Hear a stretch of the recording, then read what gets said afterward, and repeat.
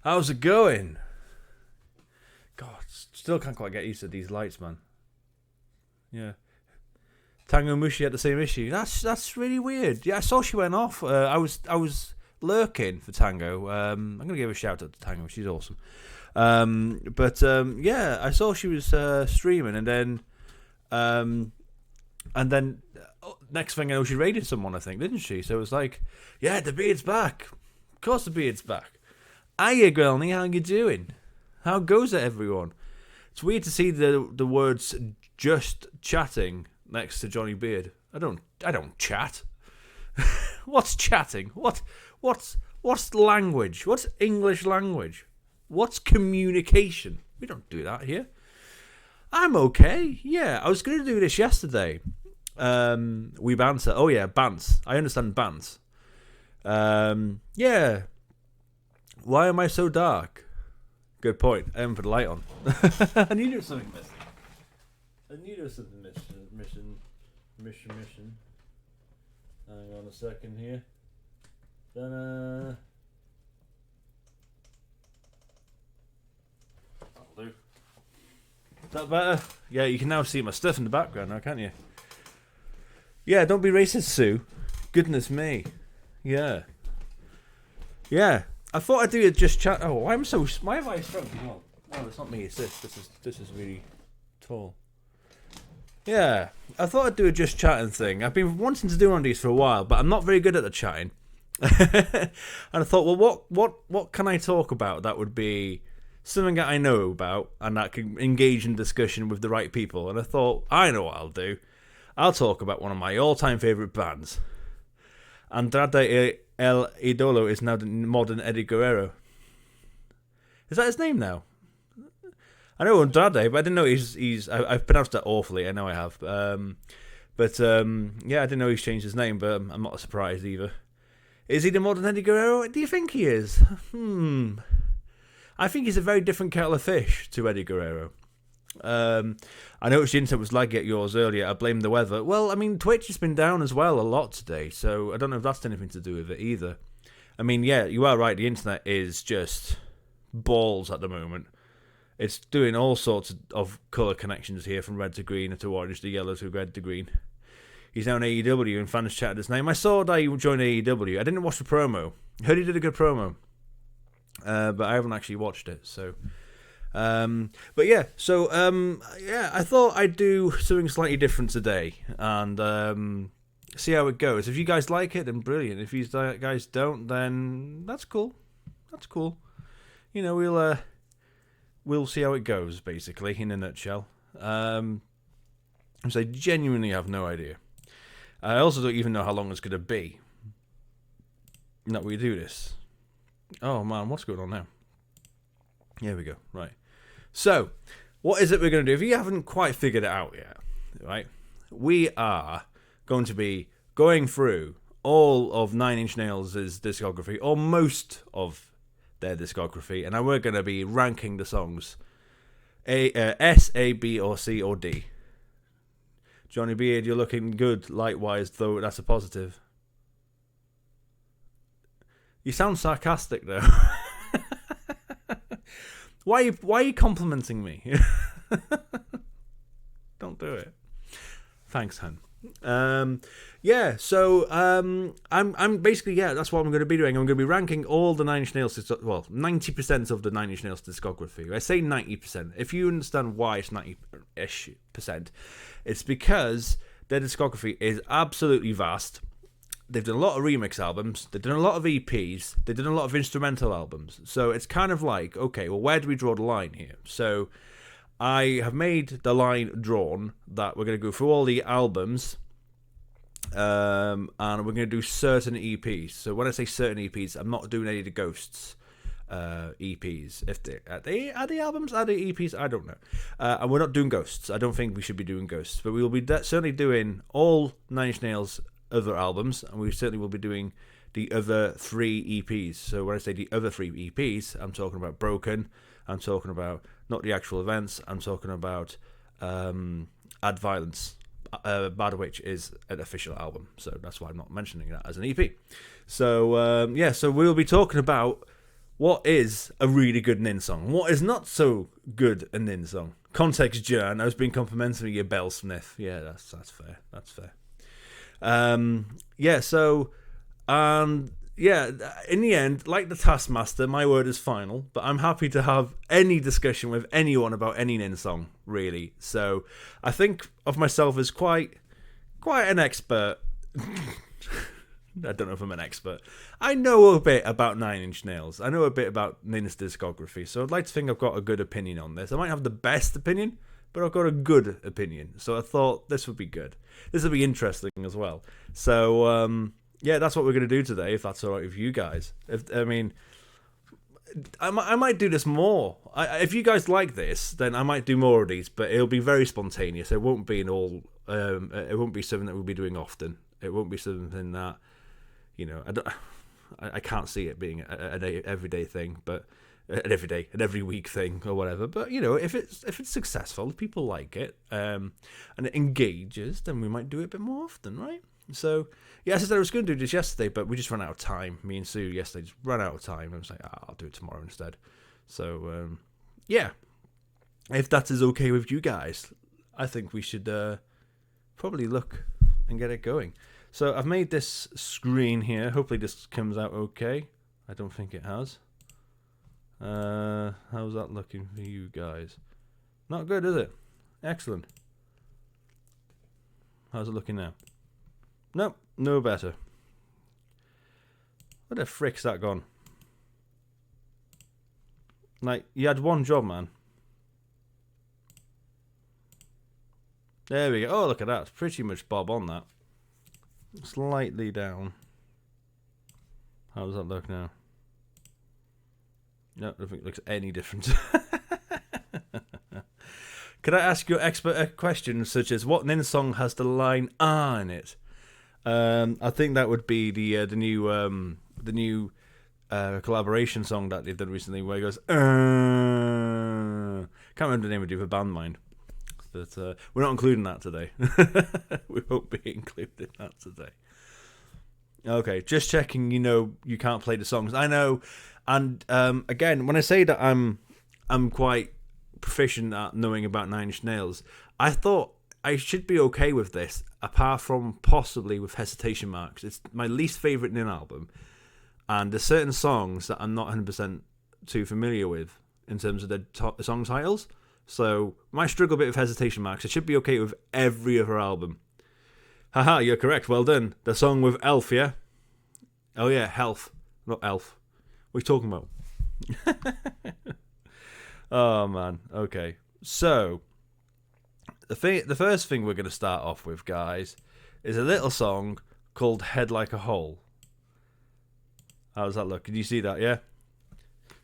So any Nine Inch Nails fan worth their salt would know about this song, right? But where do we put Head Like a Hole? I mean, for me, Head Like a Hole is an absolute classic. It's an absolute classic. It's a staple Nine Inch Nails song live. It's a staple. If it's ever going to be a greatest hits of Nine Inch Nails, which there probably won't be, I don't think, not officially anyway. It'll be on it. It's brilliant. I mean, it's for me. I think there are better Nin songs than Head Like a Hole, but you'd be damned to find many people not liking it. It's an absolute banger. So it's definitely between A and S for me. I don't know what you guys think. Is it A or S? If I'm speaking personally, I'm going A. But if people find that controversial, you'd probably say B. Oh, wow, that is more controversial than me. Catchy and iconic, but also not mature. Yeah, and okay, let's get something clear here about overplayed, right? I don't think overplayed should be classed here, because in the end, it's like saying that Bohemian Rhapsody is not a very good song.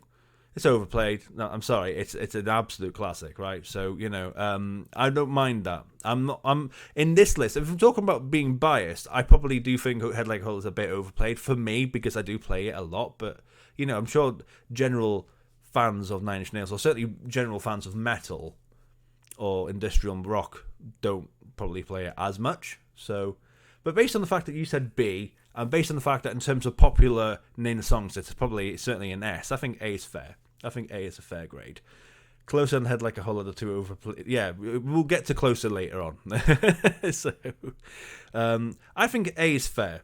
I think A is fair. And then next up, we've got Terrible Lie. Terrible Lie. I prefer Terrible Lie to Head Like a Hole. Your stream is so laggy. It feels like it's laggy for everyone. I don't know what's going on. I think it's Twitch, but I can't figure it out.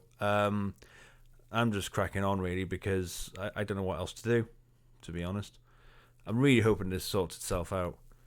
Right, yeah, so Terrible Lie is better than Head Like a Hole, in my opinion. I've always preferred it. I always remember hearing Terrible Lie, the album version, liking it, not loving it, but liking it, and then hearing it live and going, like, oh man, Terrible Lie live is excellent. I love it on the and All That Could Have Been album. Absolutely incredible. What an opener. I'm going with A on this. I don't think it's quite S, but I don't think it's a B like Groundly suggests. I think it's an A. And then we got Down in It. Down in It. And this is the first ever Nine Inch Nails single. Quite catchy, quite poppy, quite rappy for Trent style standards. Terrible live. It certainly isn't terrible live. I like Down in It. It's a bit cheesy, but I still love it. I don't think I've ever heard it live personally, though. I've seen it live on YouTube or on possibly on like DVDs or whatever. But yeah, I mean, definitely laggy on his face. Thanks, guys. Feeling the love here. I think Down in It. It works as a B grade. I think it's a B. I do think it's a step below Terrible Lie and Head Like a Hole, but it's still a good Nin song. I mean, okay, I think it's a really good song, but in terms of Nin's discography, it's good, not great. So I think B works. So, and then we've got some of the one of the lesser known songs, really, I suppose, in terms of it's not a single or anything like that. We've got Sanctified. Now, Sanctified for me is a step below. I think Sanctified is okay. I've never loved Sanctified. I've always thought it was a fine little song, but yeah. So I'm going for B or C here. I'm going to go with C just to see how it works. But I mean, long term, that might be a B, depending on how the rest of the listing goes. And then we've got a certain song called Something I Can Never Have. Now, I really have mixed feelings on this song. I find, we're talking about cheesy songs, Grillney. I think this song is so cheesy. I've never been a huge fan of Something I Can Never Have. Absolutely, completely and utterly disagree with you, Grillney. It's not one of my favourites. It never has been. I don't know what to say.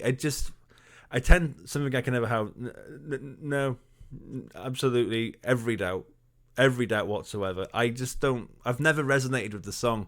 I find it very cheesy, quite cliche. I don't think lyrically it's that good.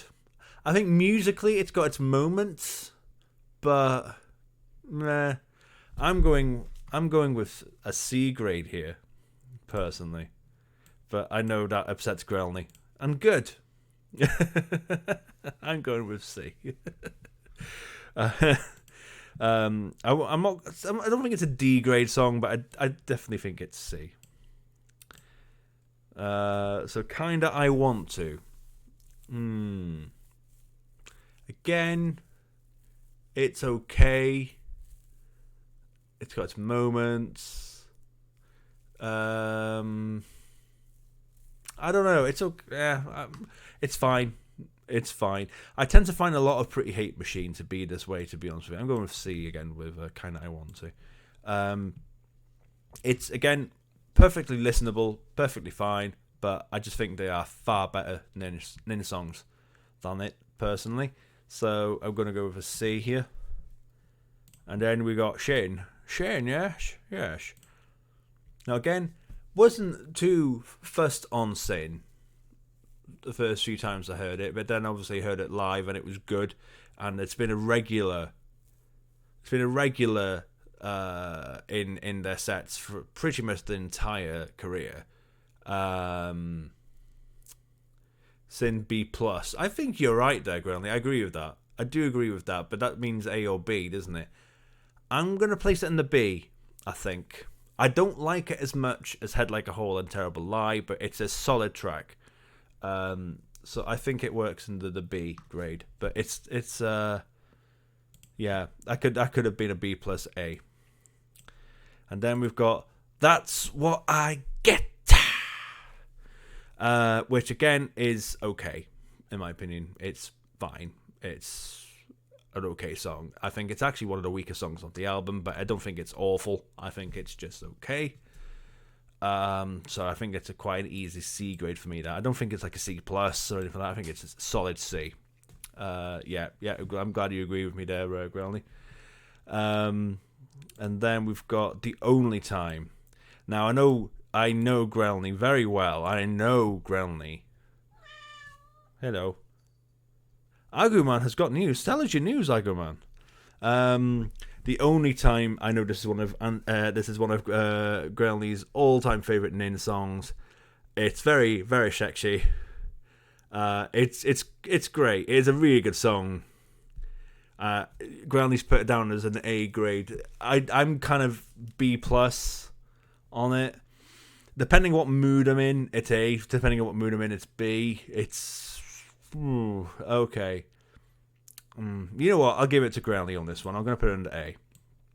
I think for now I might move it down to B. We'll see. Agumon, you now officially got your name changed in school. Oh, congratulations! Oh, that's fantastic news. Good stuff. Oh, I'm really happy, man. That's really, really good. Hopefully that'll make things a bit better for you. If Sue danced to it, I bet you'd give it an S. Oh, I'll give it an A. And then the last song on Pretty Hate Machine, we've got Ring Finger. Again, I'm not the biggest fan of Ring Finger. It's okay.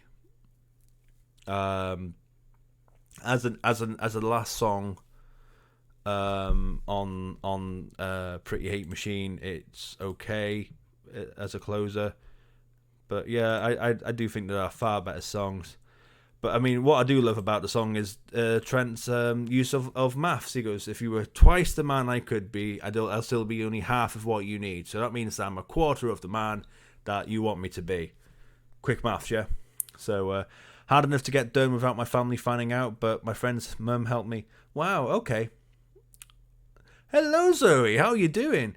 Yeah, Agamon. That's yeah. I'm sure that is hard. I mean, if that makes you better, if that makes you feel better, if that's what you want, then all power to you. How are you doing, Zabocco? How are you?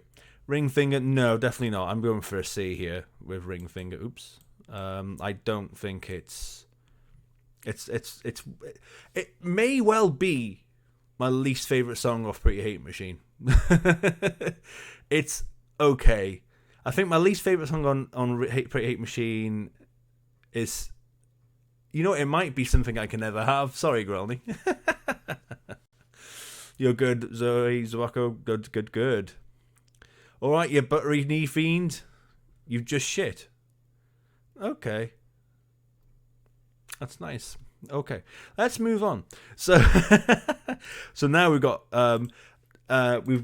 Broken. I think at the end of the stream I might include certain other tracks, but we're going just purely for now for the albums and the EPs. So we've got Broken. So the first song off Broken we've got is Pinion. So when I said before about instrumentals not being included, I meant Ghosts mainly. But I think if the albums have instrumentals, I'm happy to rank those. I think they're good. So Pinion, That's What I Get is my least favourite. Yeah, it's one of them as well. Broken all S. Okay, let's move on. SOA, let's move on. You know what? We will see. I'm not inclined too much to disagree, but let's do this. Let's do this properly, okay? Let's do this properly. I mean, I must say, I think if we're talking about an isolated piece of work by Nine Inch Nails, I do think Broken is the strongest release, personally. It's an absolute masterpiece. But let's do this properly. So Pinion.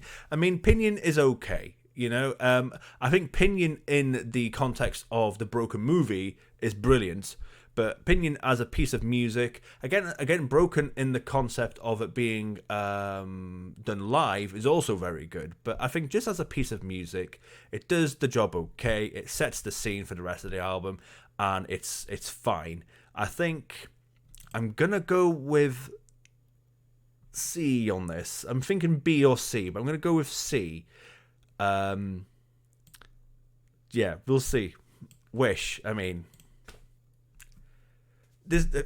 what can we say about Wish, man? It's just S grade. It's just S. I don't even think I should discuss it too much, to be honest with you. It's just so fucking good. It's just, you think Wish is an A grade? Well, that's interesting. I mean, for me, in quite a few different contexts, I think Wish is S. It's regularly live.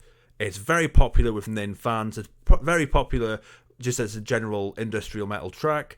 It was Grammy nominated. As I said, it's never left their live sets, really. It's an absolute banger. I love Wish. It's just incredible. I'm going S with Wish. I'm going S. I think it's an S ranked Nin track. So yeah, but I mean, Wish is okay. I say A plus. I think A plus is fair. I think if you're saying A, yeah, A plus. I think is good. Yeah, I think we're in the middle there. But I'm going S. You're going A, and that's cool. I completely see that. And then we've got Last. Now you know what? Last, my history of Last's interesting, and I think it matches yours slightly, Grelny. It maybe or maybe not.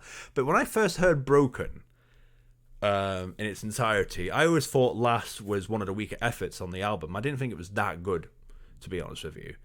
And then, because Last, because Broken is so good, yeah, Broken is so good. I feel like it's lost in the greatness of the EP almost. But then when you isolate Last on its own, and I remember for a long time, Last was never played live by Nine Inch Nails. It was never played live. And I remember, Grelny, I think we were at the same gig, they played Last on the set list for the first time ever. And if I'm not mistaken, we were the second or third set of audience to hear Last live ever, because I believe they played it in France first, then they came to the UK and played it. So that really made me feel so warm inside, knowing that we were one of the first set of Nin fans to hear it live. And then they released it on Cabin in the Woods soundtrack, and it was just, you know, and it really made me appreciate Last so much more. And when I listen to Last now, I listen to it and organically, there's so many layers to it, and the music and the lyrics, it's excellent. But is it S grade? Ooh, S or A? You just made Smart witness the baby. Oh no, did I? Damn it! I'll have to have a look at that. Sue. Wish will always be epic to you, Zoe Zabocco. Yes, it's excellent. I don't understand the rating. So S is the best, D is the worst. It's an absolute belter. S ranking is the highest. That's right. What is S? S is just special, or I don't know. What does S stand for? It just means super special. I'm going with an A here with Last. But I'm going A plus. I think we're flipped with Last and Wish here, Grelny. I think we're both A plusing it. Stupendous, absolutely, yes. I think we've flipped it. I think they're both A plus, but I've gone S for Wish and you've gone S for Last. So yeah. Again, another instrumental. And again, because of instrumentals, Help Me I'm in Hell, again, the music video for Help Me I'm in Hell was something. I actually think Pinion is better than Help Me I'm in Hell. But that being said, I don't think Help Me I'm in Hell is a D grade track either. I think it's fine. It's a C grade. Swell good, mate. S for Wish. Good. I'm going to go with C here for Help Me I'm in Hell. I think it's fine. It's probably the weakest song off Broken, but yeah. Help Me I'm in Hell B. Where would you put Pinion? Growly? Happiness and Slavery. I mean, wow. I mean, if we're talking about music videos, man, Jesus Christ. If you've not seen the video for Happiness and Slavery, I don't know if I recommend you watch it. It's something else. It's not pleasant, but it's certainly memorable. As for the song, I fucking love it. Opinion is A. Yeah, fair enough. It is a good live opener. Happiness and Slavery, I mean, is just an absolute belter.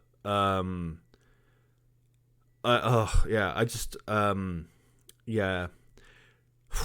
Is it S or is it A? I mean, again, this is another one of those A+ songs. I mean, it's just so good.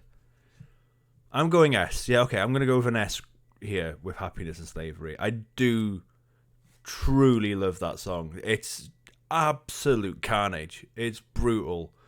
And I love it. So, then we've got Gave Up. And again, Gave Up is also top draw. Gave Up for a long time was a regular on the Nin live scene, but they've dropped it a bit now. It's not quite had the same consistency that Wish has. It's a solid track. Yeah, and obviously, if you didn't know, there is two versions to the music video. There's a version where they play in like a garage, and a certain Brian Warner is on bass, and then there's the absolutely brutal torture porn music video version of it. So, which I still haven't seen properly to this day. I've kind of drawn the line on it. I've seen certain GIFs, I've seen certain bits and certain images, but I don't think I've actually from start to finish watched the Gave Up part of the video. You're going with an S. I'm going A here. I'm going A. I don't think I like it as much as the others, as in Wish and Happiness and Slavery. I'm kind of on par with last here. We will do the two hidden tracks on Broken. I think it's fair. Physical, the Adamant. Sorry, is it? No, it's not. It's Adamant cover version. You downloaded them all when you were with okay, and it really isn't that bad compared to the other things these days. Yeah, I mean, I've fair enough. But I think generally speaking, it is still pretty damn bad. Physical is S. No, I don't agree with that. I'm thinking A or B for Physical. Yeah, Physical. It is very naughty, very sexy. Very good cover version, better than the original. But for me, it's not an S grade song. I think it's A or B.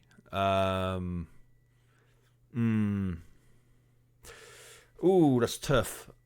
No, I'm going B here. I think we disagree on this one, Grelny. I'm going with a B with Physical. I think it's very good, but I don't think it's amazing. I think it's solid. It's a solid B. As someone who loves the original and the cover, so do I. I can listen to this on full blast quite happily. Fair enough. Yeah, I'm sure you could. I'm sure it's on your sexy list. And then we've got Suck. Now, I mean, for me, an interesting debate here is what is better, physical or suck? Because I tend to find people tend to go one way or the other here. I'm kind of down the middle. I tend to find that I like them both equally. So you probably guess I'm going to put it in the B, which you're right. But I do love them both. And there's certain days though where I'm in a suck mood, and there's certain days I'm in a physical mood, and I'm like, what do I think is better? I tend to find. You often listen to back. You do, don't you? It's weird, even though one's a cover. Well, I mean, arguably, they're both cover versions. There's obviously a lot of debates on whether or not Suck is an actual Nin track or if it's a cover version. But generally speaking, there's not a lot of relation between the two songs, and yet they do feel like they're sibling songs. I don't know why. You don't like Physical. You don't like Physical. Suck is A. That's fair. I mean, I'm going B on both here. But I do think that, yeah, I can see where you're coming from. So there we go. That's broken. So yeah, I'm quite surprised in a certain way of my broken breakdown. I thought it was going to be more A's than that, and that's interesting. I mean, when you take out the two, if you take out the two bonus tracks, you could make an argument to say that it's a solid album, can't you, up here? All right, then, let's move on to the biggest Nine Inch Nails release of all time. Sexy Playlist is gross. What are you talking about? Mr. Self-fucking-Destruct. I mean, possibly... Oh, I don't know. Again, this is an interesting debate. What is the better opener? Mr. Self-Destruct or Somewhat Damaged?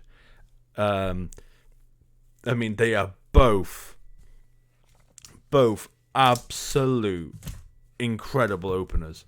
Oh yeah, well, I don't actually have a sex playlist. Oh, okay, fair enough. But when I still lived at home, we'd have to put music on to drown out any sounds. Okay, moving on. Mr. Self-Destruct S, I agree. I do agree here. Mr. Self-Destruct is an S grade song. Completely agree. I've never heard it live, though. Gutted to say. I mean, I've heard it like on YouTube or whatever, but I've never personally heard this live. I've always wanted to. Oh, man. I'd love to hear this live. It's just one of the best opening tracks in my opinion, in music history. It's just, oh, what an opener. What an opener. I thought that's what you were referring to. I don't know. Alright, and then we've got Piggy. So, interesting story with Nine Inch Nails and the Downward Spiral for me. So, people who know me personally may know this already, but if you didn't, I'll tell you. So, my journey to becoming a Nine Inch Nails fan started off with my absolute love and obsession with Marilyn Manson, right? So, I was obsessed with Marilyn Manson. And Gremlin will know this. I had heard about this Nine Inch Nails band, and I was quite like, oh, I'm not interested, because everyone was comparing Marilyn Manson to Nine Inch Nails, and obviously now I know why, but obviously at the time I was very ignorant, and I was like, no, they can't be better than Marilyn Manson. Marilyn Manson's the best, and I was told to listen to the Downward Spiral. Yeah, I was told to listen to the Downward Spiral. I was like, listen to it, see what you think. And I was like, okay, fine, I will. So I did. I listened to Mr. Self-Destruct, and I thought it was, at the time, okay. I know, right? But this isn't me at the time. I then heard Piggy, and Piggy really made me go, okay, that's interesting. I've never heard anything like that before. And the drum solo at the end was just... Oh, it just resonated with me in a way that I've never had experienced with drums before. Like, it's just so manic and yet rhythmic and yet just weird. It's an absolute masterpiece in spontaneous drumming. And it just stuck with me. Piggy S, yes, for me, I agree. Piggy is one of my all-time favourite Nine Inch Nails songs. Always has been, always will be. But that being said, when I heard Piggy, I still wasn't convinced. I still wasn't convinced that I'd like this Nine Inch Nails band, you know? And then I heard this. And then I heard Heresy. And Heresy, you can if you listen to Marilyn Manson, and if you hear the industrial sounds of Marilyn Manson, specifically of Antichrist Superstar, and then you hear Heresy, you can immediately see why people would compare these two bands together. Like, it always feels like now being a more a more balanced and yet I don't know what we'd call it, intellectual. I don't think I'm intellectual. I've got more knowledge of the two bands and of metal music in general. But it almost feels like Antichrist Superstar as an album was the sound was based off Heresy. Like, the absolute roots of that, the sound of Antichrist Superstar was based off this one song, you know. And when I heard Heresy for the first time, I was like, yeah, okay. I think we're onto something. That being said, it's not as good for me as other songs off the Downward Spiral, but it's an absolute solid track, so I'm thinking A or B here. Oh, we got Third Animated Mirror here. How are you doing? I did have an in-album once. Can't remember what it was, the Downward Spiral, I think. Way before I heard some tunes he'd got for the original Quake game. Remember that? Yes, I've not heard the music for the Quake game, but yes, I know about it. Yeah, it's just come out on vinyl if you didn't know. Piggy leads the album in. You are spot on there, Zabocco. Heresy, A or A+. Heresy is a bastion on industry music. I couldn't have said it any better, Zabocco. That is absolutely spot on. I'm going to go with it A here. I think A is fair. But it certainly is a bastion. And then we got this little ditty. March of the Pigs.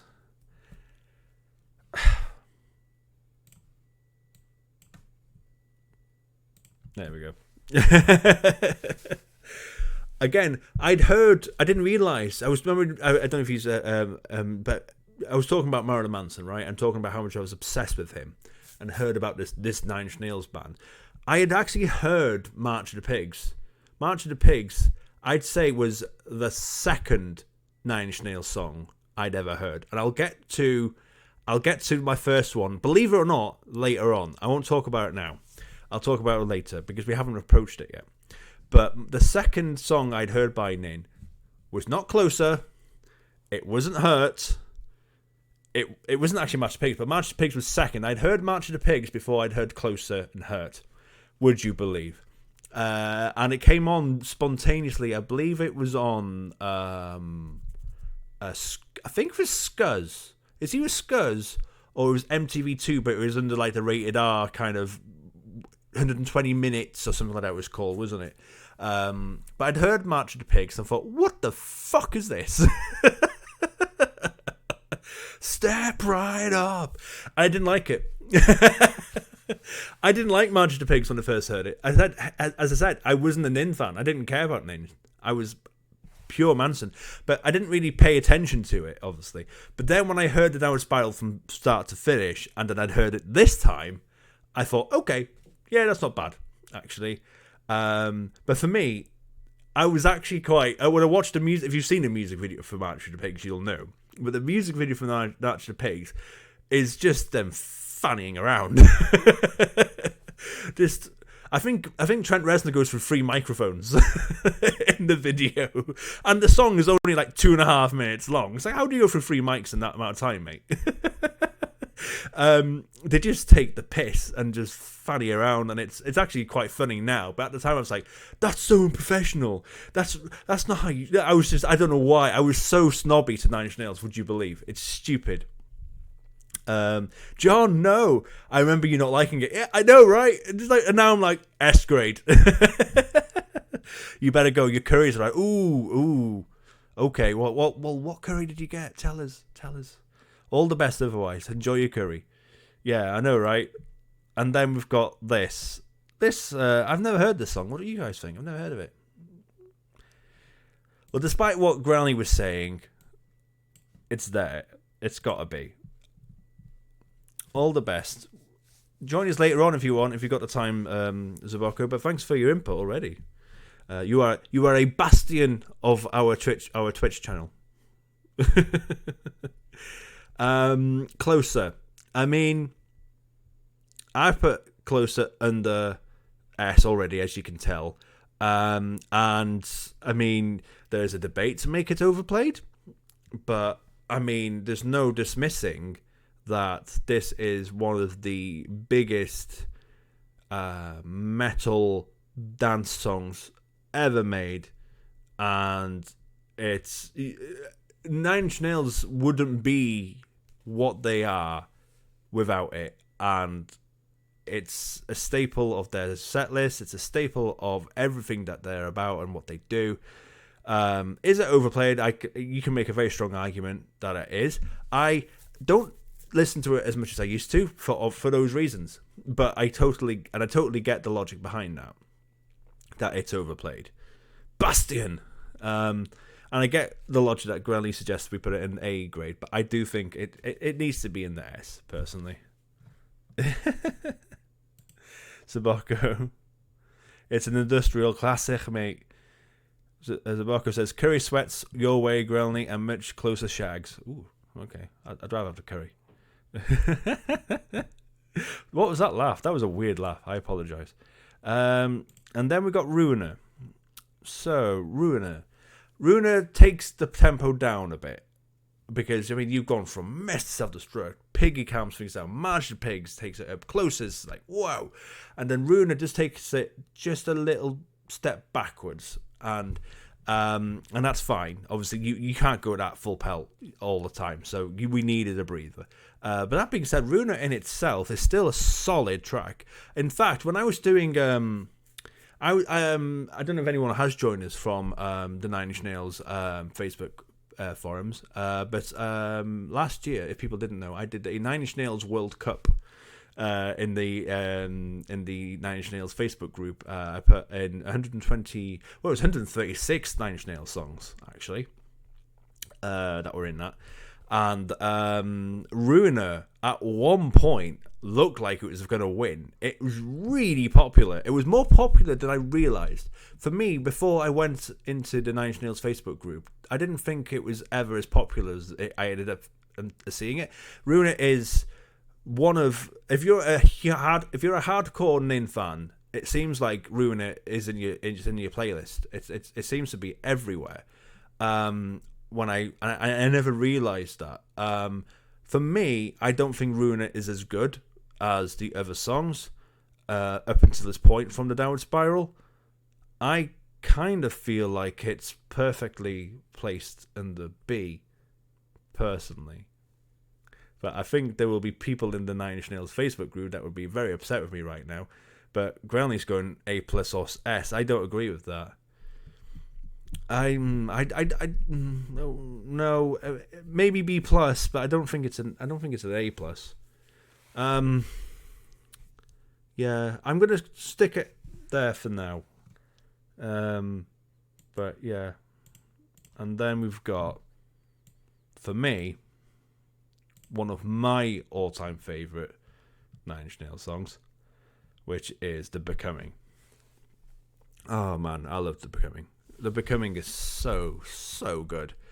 The way it builds up is just, it gives me goosebumps. I love "The Becoming." It's so, yeah. That being said, is it S or is it A? Because I am kind of, I don't know. Oops, I moved that there. A or S? I'm really torn here. You think "The Becoming"? What? You think "The Becoming" is a B track? Hang on, let's get rid of that bot. Thank you, Grelny. Appreciate you doing that. And another one. Where are these coming from? Get out of here. Can you sort that one as well out for me? Thank you, Grelny. Appreciate that. Okay, well, if you're saying B and I'm S or A, I think A is fair. Okay, let's go for A. So "Becoming" is an A grade Nine Inch Nails song. Yeah, fine. Okay. Yeah. And then we've got I Do Not Want This.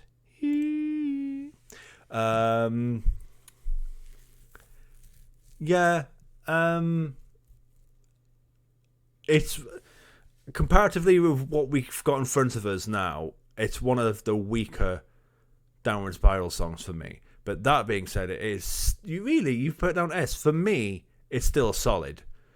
I think it is an excellent song. When I'm in the mood for I Do Not Want This, oh man, the breakdown towards the end of the song is just excellent. I think the second half of the song is better than the first half of the song, actually.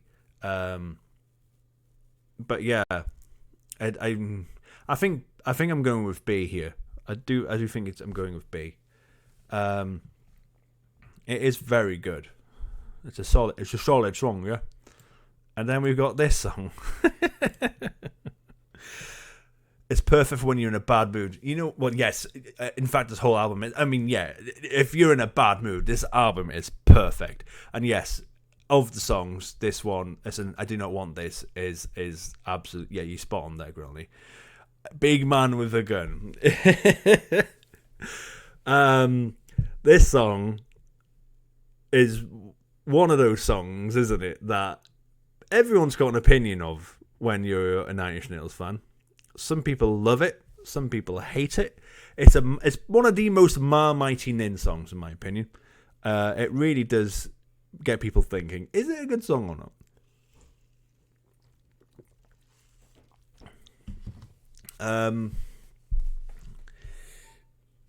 It was very controversial as well, obviously, when there was the situation, I think it was Columbine, if I'm not mistaken, or it was something that was happening before Columbine, where they were talking about rap rock artists and new metal artists and metal artists being disgusting with their lyrics and all this stuff.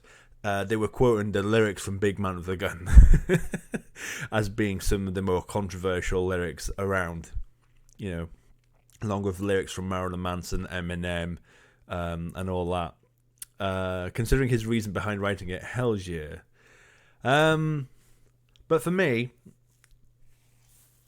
seeing that it was Marmitey, I'm going to keep it there. I think B's fine. I don't like it as much as some of the other songs on the album, but it's still very good. Very good. I think B's fair. I can see why you'd go for S, Grilny, but there'll be other Nin fans that will go down and say D. So I think B works. Now we're talking about instrumentals on the albums. This is up there. I absolutely love A Warm Place. It's one of my favourite instrumentals. Oh man, it's just it just puts you at ease. It really does.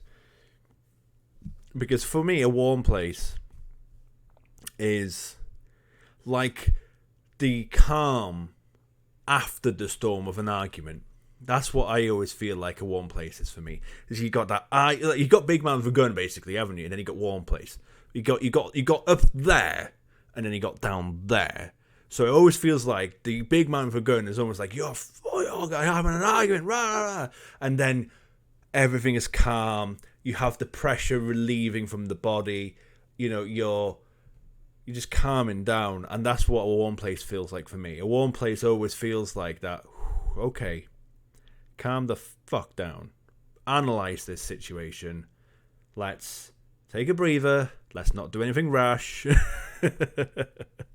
I might have to disown you as my brother, given our conflicting opinions on this very important topic. I knew you'd be up for this. Well, what's your opinion on A Warm Place? I think I've described it pretty well. But that being said, I'm going A or B with A Warm Place. It's one of the better instrumentals. B. You think B? You know what? To try not have too many more conflicting to try and alleviate, from other future conflicting opinions on this. You have to be in the mood for it. Yeah, that's fair. Okay, B. B's fine. And then we've got Eraser. And for a long time, Eraser for me, in fact, Eraser and Reptile, these two songs next to each other, for me, were two of my least favourite songs off this album. And to a point now, they kind of still are. Dude, you don't negotiate your opinion. And for a long time, Eraser for me didn't hit the spot. And when it did, again, it hit the spot when I heard it live. And that was when I personally heard it live. And I can see why Granny suggested S, because it helped her get through one of the hardest points in her life. I think that says a lot about the power of the song, and it is very powerful. It's not one of my favorites personally, but as I said, when I saw Nin live, I had a whole new strong appreciation for it. I loved when they played it live. They filled a whole stage full of steam, and they really dragged out the opening of Eraser. Like, I think the opening of Eraser before Trent Speaks is about 3 or 4 minutes long. And I swear when we heard it live, it felt like it went 6 minutes before Trent spoke again. They just filled the stage full of steam, and they had these really long hanging lights, and they just swung them back and forth in front of the crowd. So if you were looking up, you'd see these lights just swinging up and down, and it filled me with goosebumps. It was like, oh my god, this is so cool. And then obviously Trent came on stage and then said the lyrics of Eraser, and yeah, wow, very powerful. So I think I might have got. I think I might have disowned Granny. Sorry, Granny might have disowned me, but I'm going B here. I'm going B. Sorry. It's not one of my favourites, but it's still very, very good. And then if we're talking about least favourite songs, Reptile for me is there. Reptile for me, I'm putting it there. I've never really loved Reptile. And again, if we're talking about the Nine Inch Nails Facebook group, Reptile is very well loved. Very well loved. I didn't realise how well loved it was.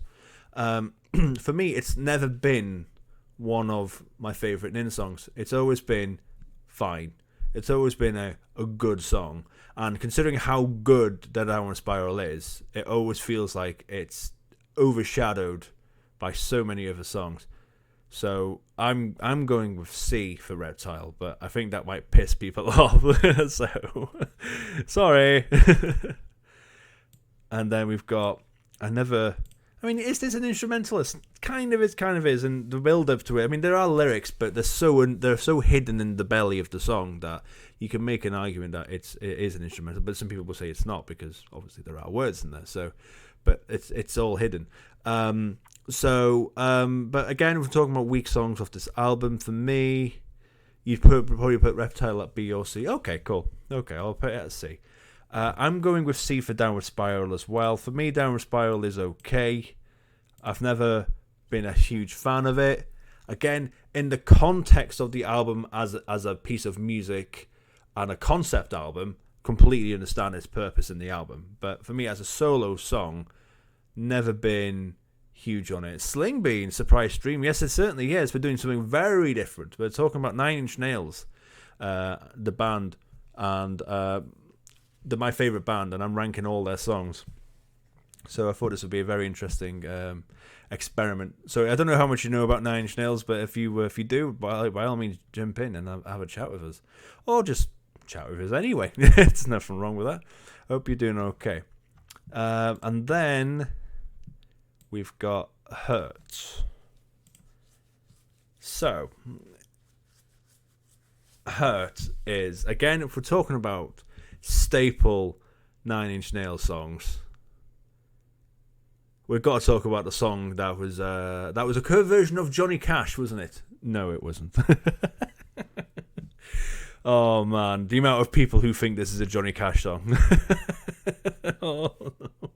Even when I saw Nin in 2014, And they thought it was one of the bouncers thought it was a Johnny Cash song. I was like, no, it's not. Absolute squat, but you'll hang. Oh, that's fine. That's fine. Thanks for joining us, Sling Bean. So if you didn't know, Sling Bean, I'm sure you've heard "Hurt" by Johnny Cash. Well, it's not a Johnny Cash song; it's a Nine Inch Nails song.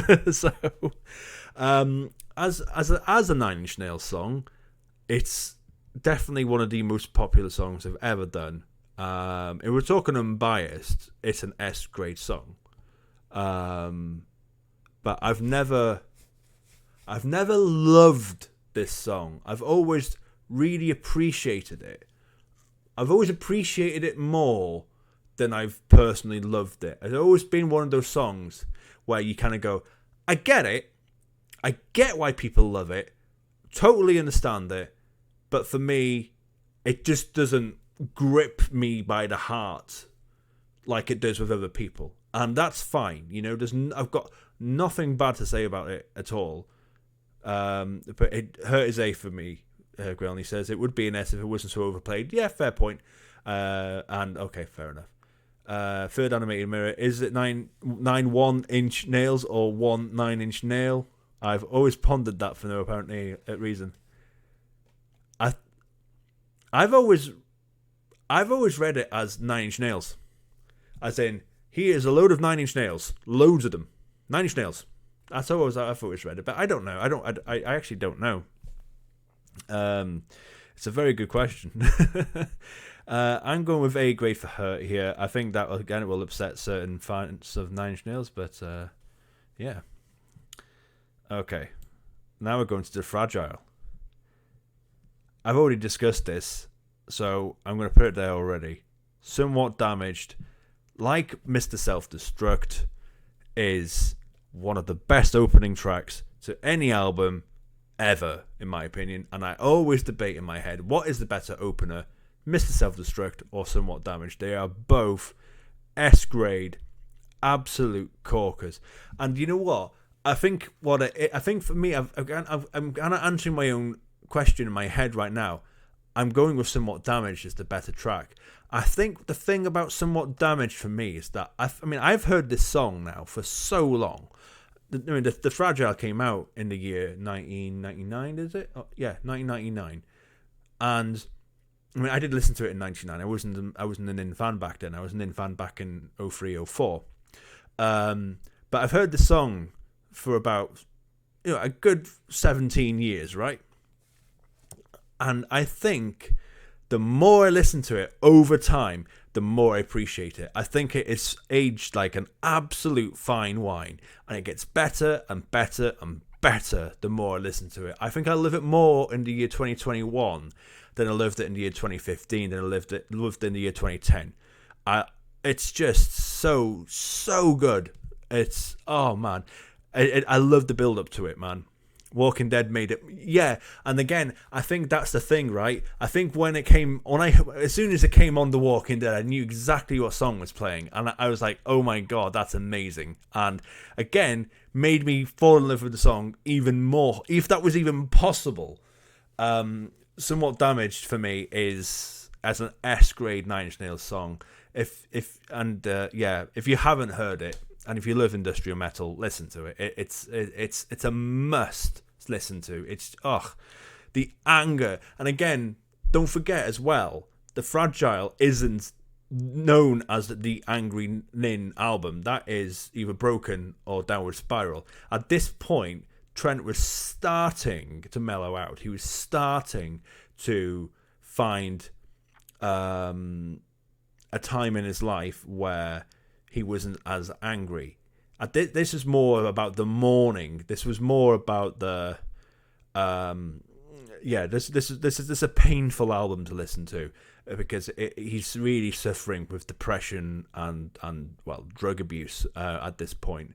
He's suffering from drug abuse with Downward Spiral, but big time with this one. But yet despite this album being not that angry in comparison, there's anger, the venom in this song is just so yeah, S grade.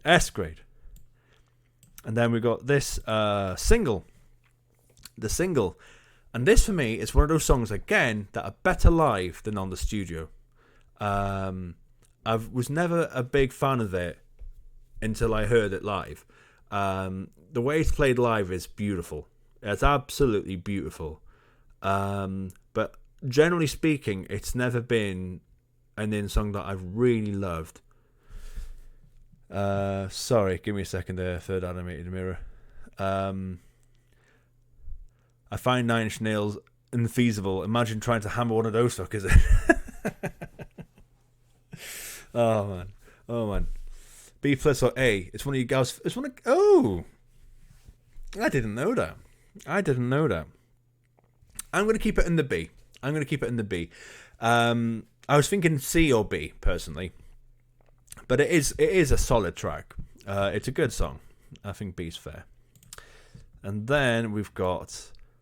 Let's put them together. You always have to put these two together. You got the Frail and you got the Wretched, because obviously one leads to the other. One's an instrumental, and one is the actual full blown part of the song. So the Frail is a lovely instrumental. It leads to the Wretched very well, and the Wretched again, when you're in the right mood, is a corker. Very well loved song in the Discography.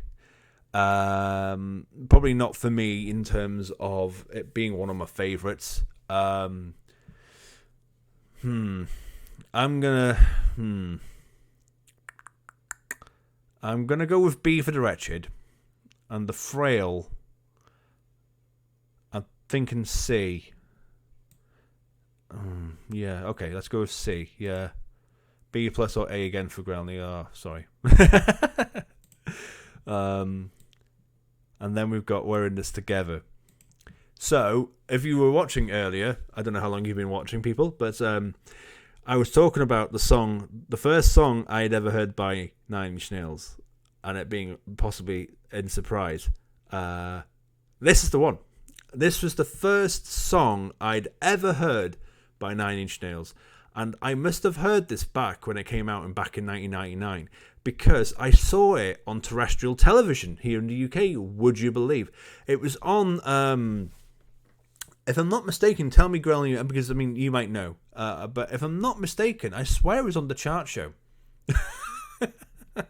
Back on ITV on the chart show, and I was like, oh, that video is cool, because I watched the video more than listened to the song. And that's what happened. I watched the video, thought that was a cool video, completely forgot about it for years, listened to the song and went, that's alright.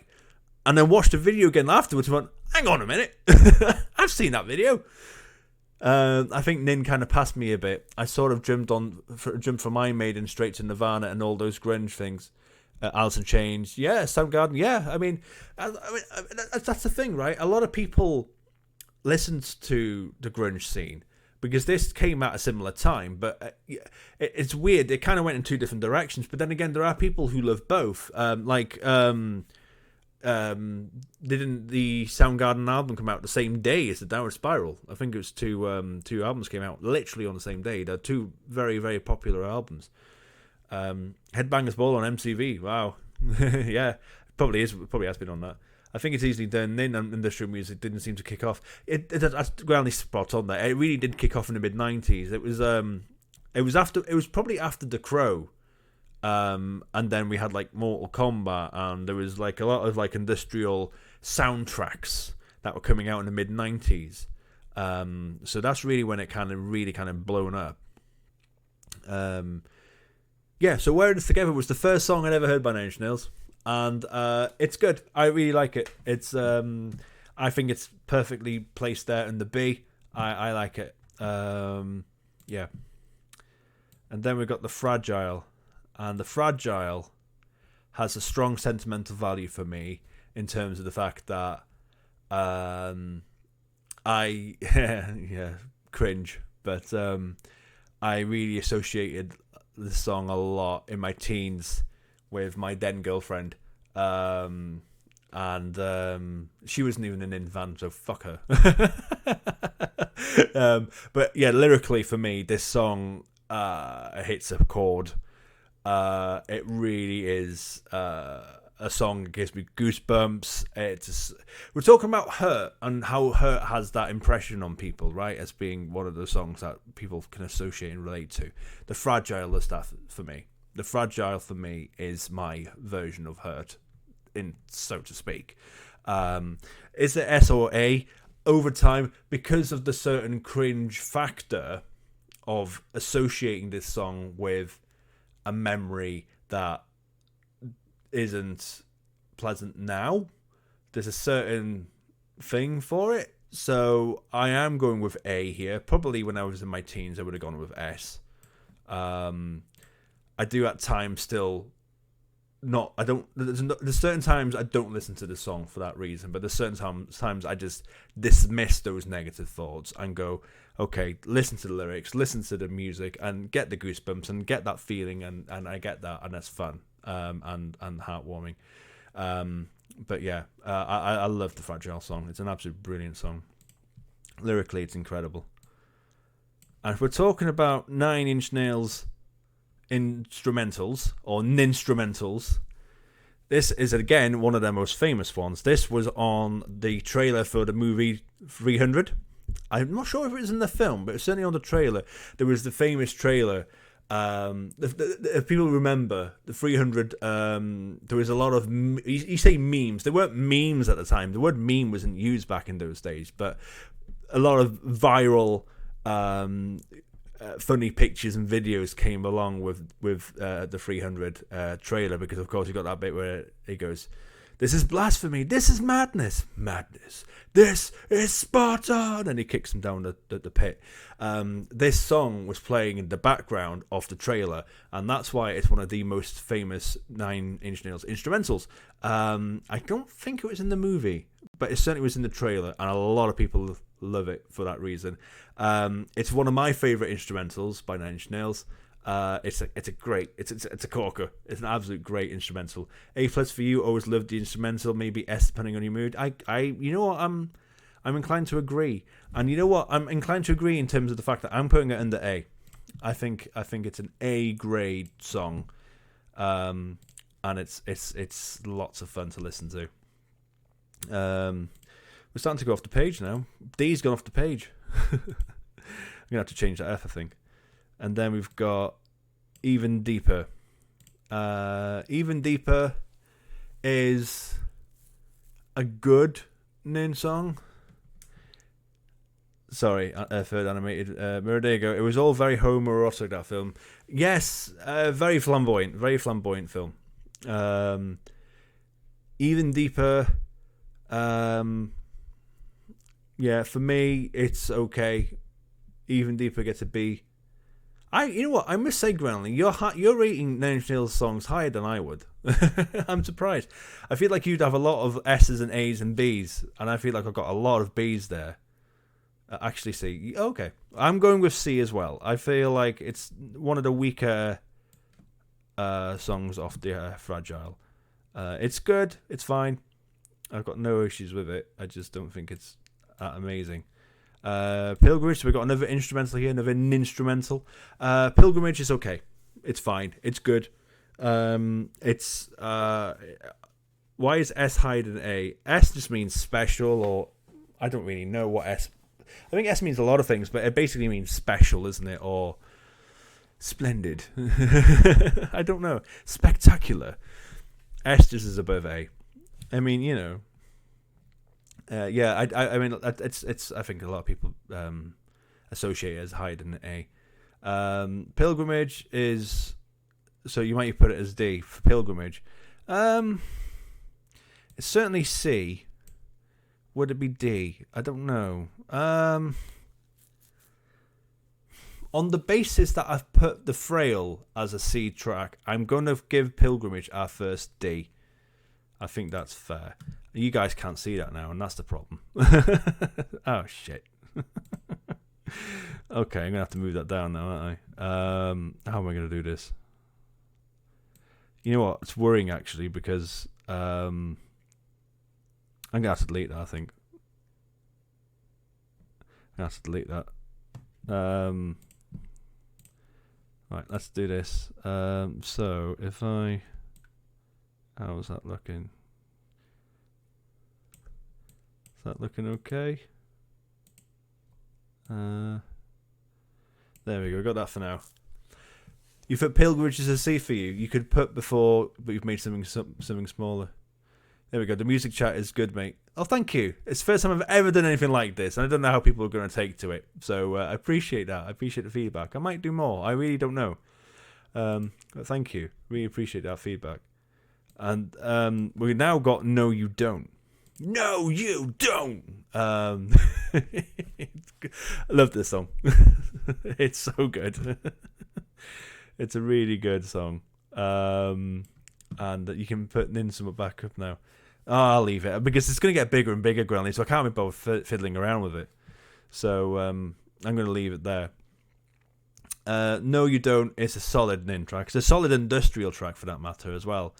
No, You Don't is an A or an A, B, and you're so generous. Would you really say No, You Don't is an S graded nin track? I'd never put it that high, but I'd say it's good. I'd say it's solid. I think B works. I think B works fine. It's something to listen to whilst you do the laundry. Oh, that's good. I wish I could play the music. It's a shame it's all copyrighted and all that jazz. Boo for copyright. No, I'm joking. I completely understand the copywriting aspect. I really, really like it, but I'll probably say A. Okay, I'm going B with it. But yeah, that's fair. That's fair. Oops.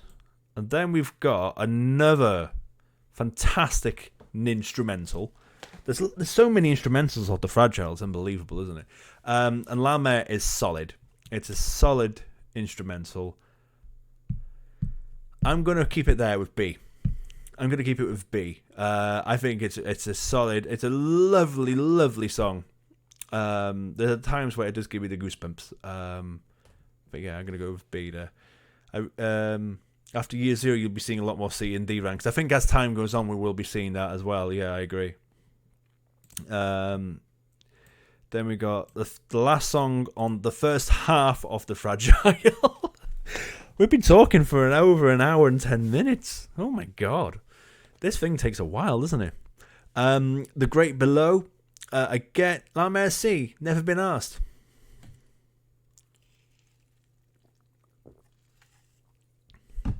You're wrong.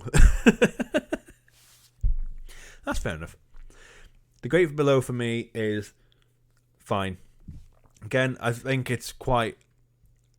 it's an okay exit for the left half of the album. I'm going to go with C here. I think it's okay. I've never been huge on The Great Below. Again, when I'm in the right mood, I do like it. But, yeah, it's not all the time. So, yeah. So, we've got the second half of the Fragile now. The Great Below's never C, but Gav likes it. Oh, fair enough. Yeah, that's good. That's good. And then we've got another... I mean, well, this one isn't technically an instrumental because there's a few lines at the end of the song, but mostly there's no lyrics. The Way Out is through. Is okay. It's okay. I'd say... I'm actually thinking C or D here, if I'm being honest. It's okay. I've never been that big on it. Yeah, I'm going D here. I'm going D. I've never been huge on it. So yeah, I think it's a D grade nin track. But then we've got this. You know what? I listened to this. You know what? I was talking to Punch It Sue about this actually. I nowadays listen to the remix of Into the Void more than Into Void. And there's not many. That's right. What was I saying to Sue yesterday? I was saying to Sue yesterday that I think there's only 2 songs by 9 Inch Nails that I love, wholeheartedly love, and are S tier songs that I still prefer the remixes to. Into the Void is A. I'm thinking S or A. Ooh, I don't know. Gotta think. But yeah, Into the Void is one. I love Into the Void, but I actually prefer Slipping Away. I prefer Slipping Away, which is the remix of it, more. It's so good. But that being said, I usually listen to Slipping Away nowadays more than Into the Void. But I listened to Into the Void for the first time in a while yesterday, and I fucking loved it. It was so much fun to listen to. The other remix I preferred to the original, despite it being an S grade, is Piggy. Piggy, as you can see right at the top there, is an S grade song for me, but I love Nothing Can Stop Me Now. I think the Nothing Can Stop Me Now remix of Piggy is just wow. It's so good. Year Zero remix really changed it up. Yeah, and I think we won't be covering Year Zero remix. Okay, so Into the Void, is it A or is it S? Okay, I'm going with A then. Let's go with A. Groundly thinks A. I'm A or A. I mean, it's an A plus song, isn't it? It's A plus. And then we've got Where Is Everybody? And Where Is Everybody? Again, if I'm in the mood for Where Is Everybody, I really do like it. I actually like the remix of this more than this. Actually, I do prefer the remix of this. But it's fine. I'm going with C for Where Is Everybody. I think it's a good song, but there are better. It's fine. Where's Everybody is S. Really? Again, it's weird, isn't it? I love this process because we've got such different opinions on this. It's amazing. That's what I love about. I mean, that says so much about Nine Inch Nails, isn't it? Their songs are so eclectic, and certain songs resonate with other people more than others. And I've really enjoyed this process so far. Is it maybe? Am I being harsh for it under C, or is it B? Absolutely love the song. It's one of your favourites as a teen. The lyrics are brilliant. I do like the lyrics. When I'm in the mood for it, it's really okay. Fine, we'll put it under B. It is a good song. The mark has been made. Another instrumental. Another one that's okay. You know what? Straight to D for me. I feel like I'm being harsh with the instrumentals here. Hiya, Magical Greg. How you doing, dude? You okay? Thanks for joining us. We're talking about Nine Inch Nails songs. It's a very different stream, but I thought it'd be interesting to do it. The mark has been made for me is just okay. I've never been that big on it. Even when I heard it live, it was like, you know.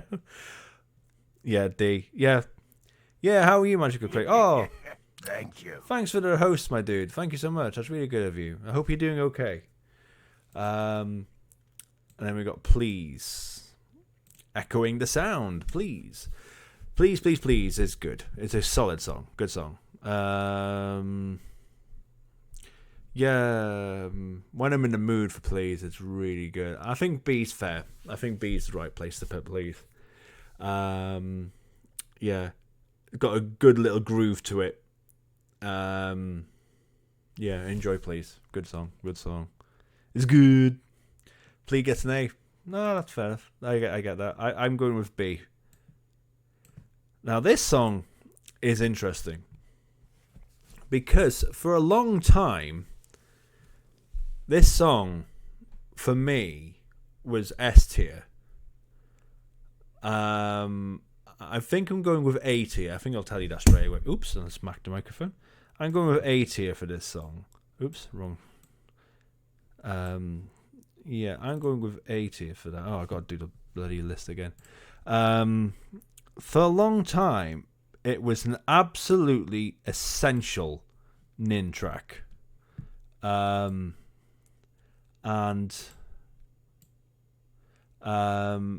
over time, it's really lost its touch, and in my opinion. And I don't know why. I can't put my finger on why. It's dropped off the set lists. There's at one point you always heard this live. When I heard this live, I fucking loved it. It was so much fun to hear it live. And we went mental. But Trent stopped playing it a good 10, 15 years ago. And I don't know what it is. I think because it's one of those almost like a diss track, isn't it? It's as diss tracky as Trent has ever gotten. He's slagging off a lot of celebrities in this song, and the music video is I love it, but it's also very much slagging off celebs. I think there's a certain part of Trent that probably regrets making the song, and I think that there's a certain part of him that thinks it's quite immature. So, hi, Asido, how are you? I wonder if it's the Manson Association. Maybe, but I still think it was even before the recent controversies, Grelny.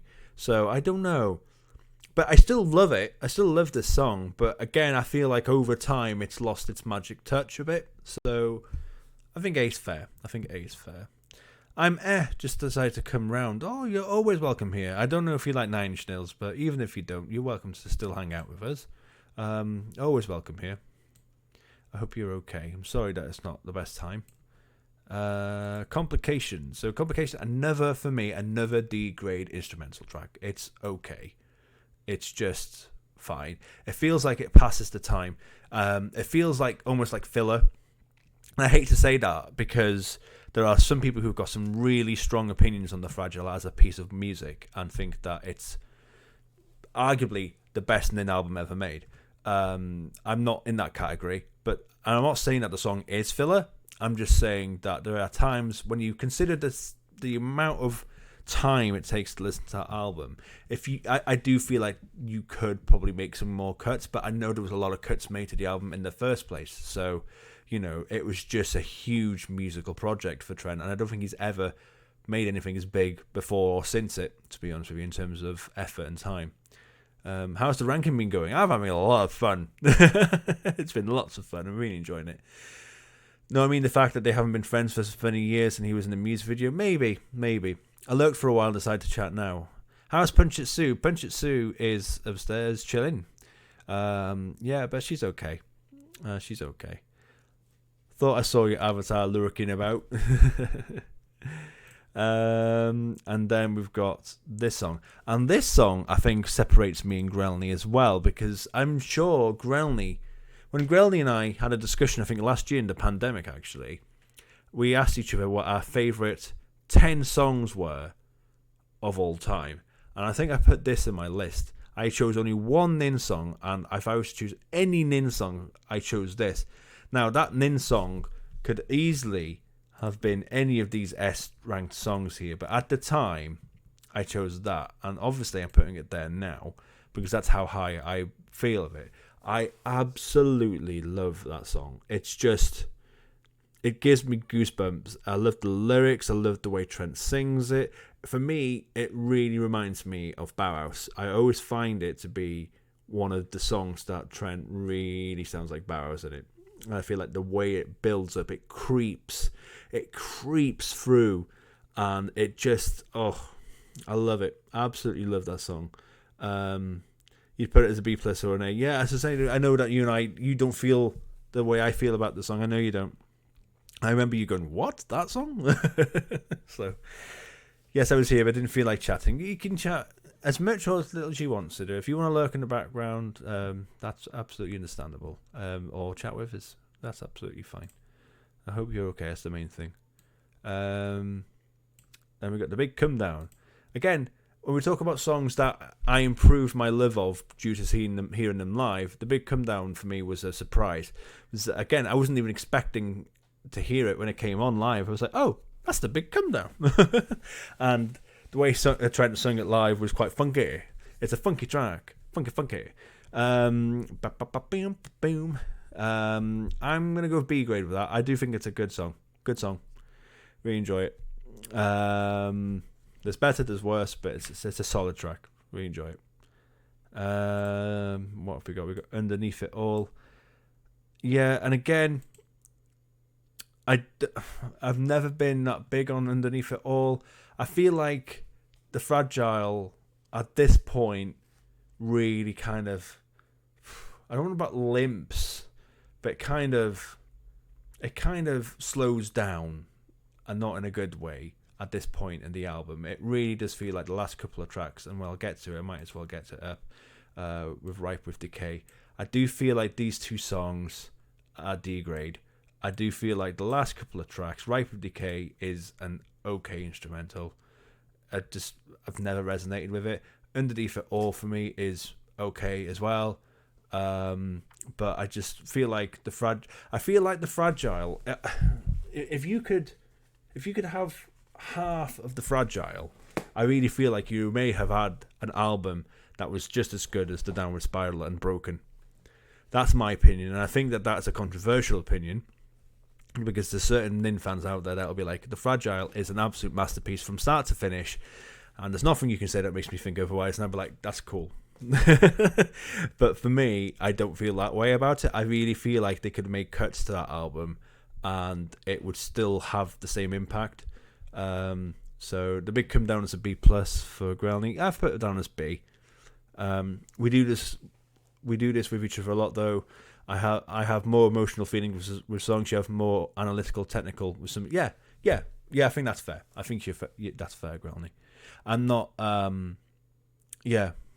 I don't know how to feel about certain songs, because I've got a really weird way of looking at it at times. I don't feel like I feel like I don't hear the things the same way as other people. I don't know. It's a weird thing. But yeah, so I feel like the Fragile limps towards the end. Sorry, my opinion. People will probably like in the comments. But I'm going to hopefully put this on YouTube, and I'm hoping there's going to be Nin fans that are going to be watching this, and they'll be like, "What? What are you talking about? The Fragile is an absolute masterpiece. You disgust me." I'll be like, "Sorry." I respectfully disagree, and I'm sure you can slag me off, and that's fine. But yeah. Right, we're now going to With Vatifa. So we've got All the Love in the World, which is a bit of a weird gospel. Life on Mars being one, I'm sure. Very interesting, all these rankings. Are you a fan of Nine Inch Nails, Sidhu? Are you a fan of metal? You know, it depending on what your music tastes are like, you might find this very interesting. Or, yeah. All the Love. We've got this gospel track. Why do you get all the love in the world? I do really like All the Love in the World. At times it feels cheesy. But at times I think I love it. I love a bit of cheese, me. A little bit of cheese. I think B. Yeah, I think B's fair. I think it's a B grade track. And then we've got You Know What You Are, and this is an absolute belter live. One of Nin's heaviest tracks from the noughties era onwards. It's very, very powerful. This is Mum's favourite album, you know. Yeah, well, this one or Year Zero remix, isn't it? Yeah. Yeah, it's You Know What You Are is a great heavy industrial song. Really enjoy it. Great live. I'm thinking B. Not A. I think it's B or B plus. I don't know if I can quite put it in A, but it's good. It's good. We've then got The Collector. He fixes things up, and he's the collector. Another solid with Teeth track. Really good. I'd say I'd probably heard some songs. Oh yeah, that's cool. You might have heard. You don't know if you're a fan exactly. That's okay. A plus again. You love the song. Well, you basically put all of these songs one grade higher than me, haven't you? Basically, in a nutshell. So I'm going with B again for The Collector. I do really enjoy it. It's very good. We've then got the main single off with Teeth, and one of the most popular in tracks. This is the highest placing UK chart Nine Inch Nails song. I think it got to number 8, I think, off the top of my head. I'm sure it was a top 10 hit. I think it's the only top 10 hit Nin have ever had in the UK. I always remember that Nine Inch Nails played this on CD UK once, and it was weird. Hand That Feeds, B. I agree. I think it is a fine song. I've never been huge on this song. I've always thought it was good. You know, I always find it strange that it's one of Nin's most famous songs, because for me, there's so many more better songs than it in terms of singles. If we're talking even more poppy singles, and yet this song really, it's always there. It's always very well loved and very well listened to. Arguably over listened to, you may say. But for me, it's a good Nin song. You do quite like some rock. It all depends on the mood. Oh, that's good. Yeah, I love rock and metal. So does Growlney. We've then got "Love Is Not Enough," a song debatably about Courtney Love. I don't know how true that is, but there's a lot of rumours going around that it's about that. Johnny B, I generally don't get why it was a single. I know. It's fine. It's an alright song. "Love Is Not Enough" for me is okay. It's fine. I'm not huge on it. I'm going with C here. I don't think it's quite D, but I do think it's a C grade Nin song. "Love Is Not Enough" B. Again, you've gone one step up than me. I think the only thing we're agreeing on with T so far is the hand that feeds.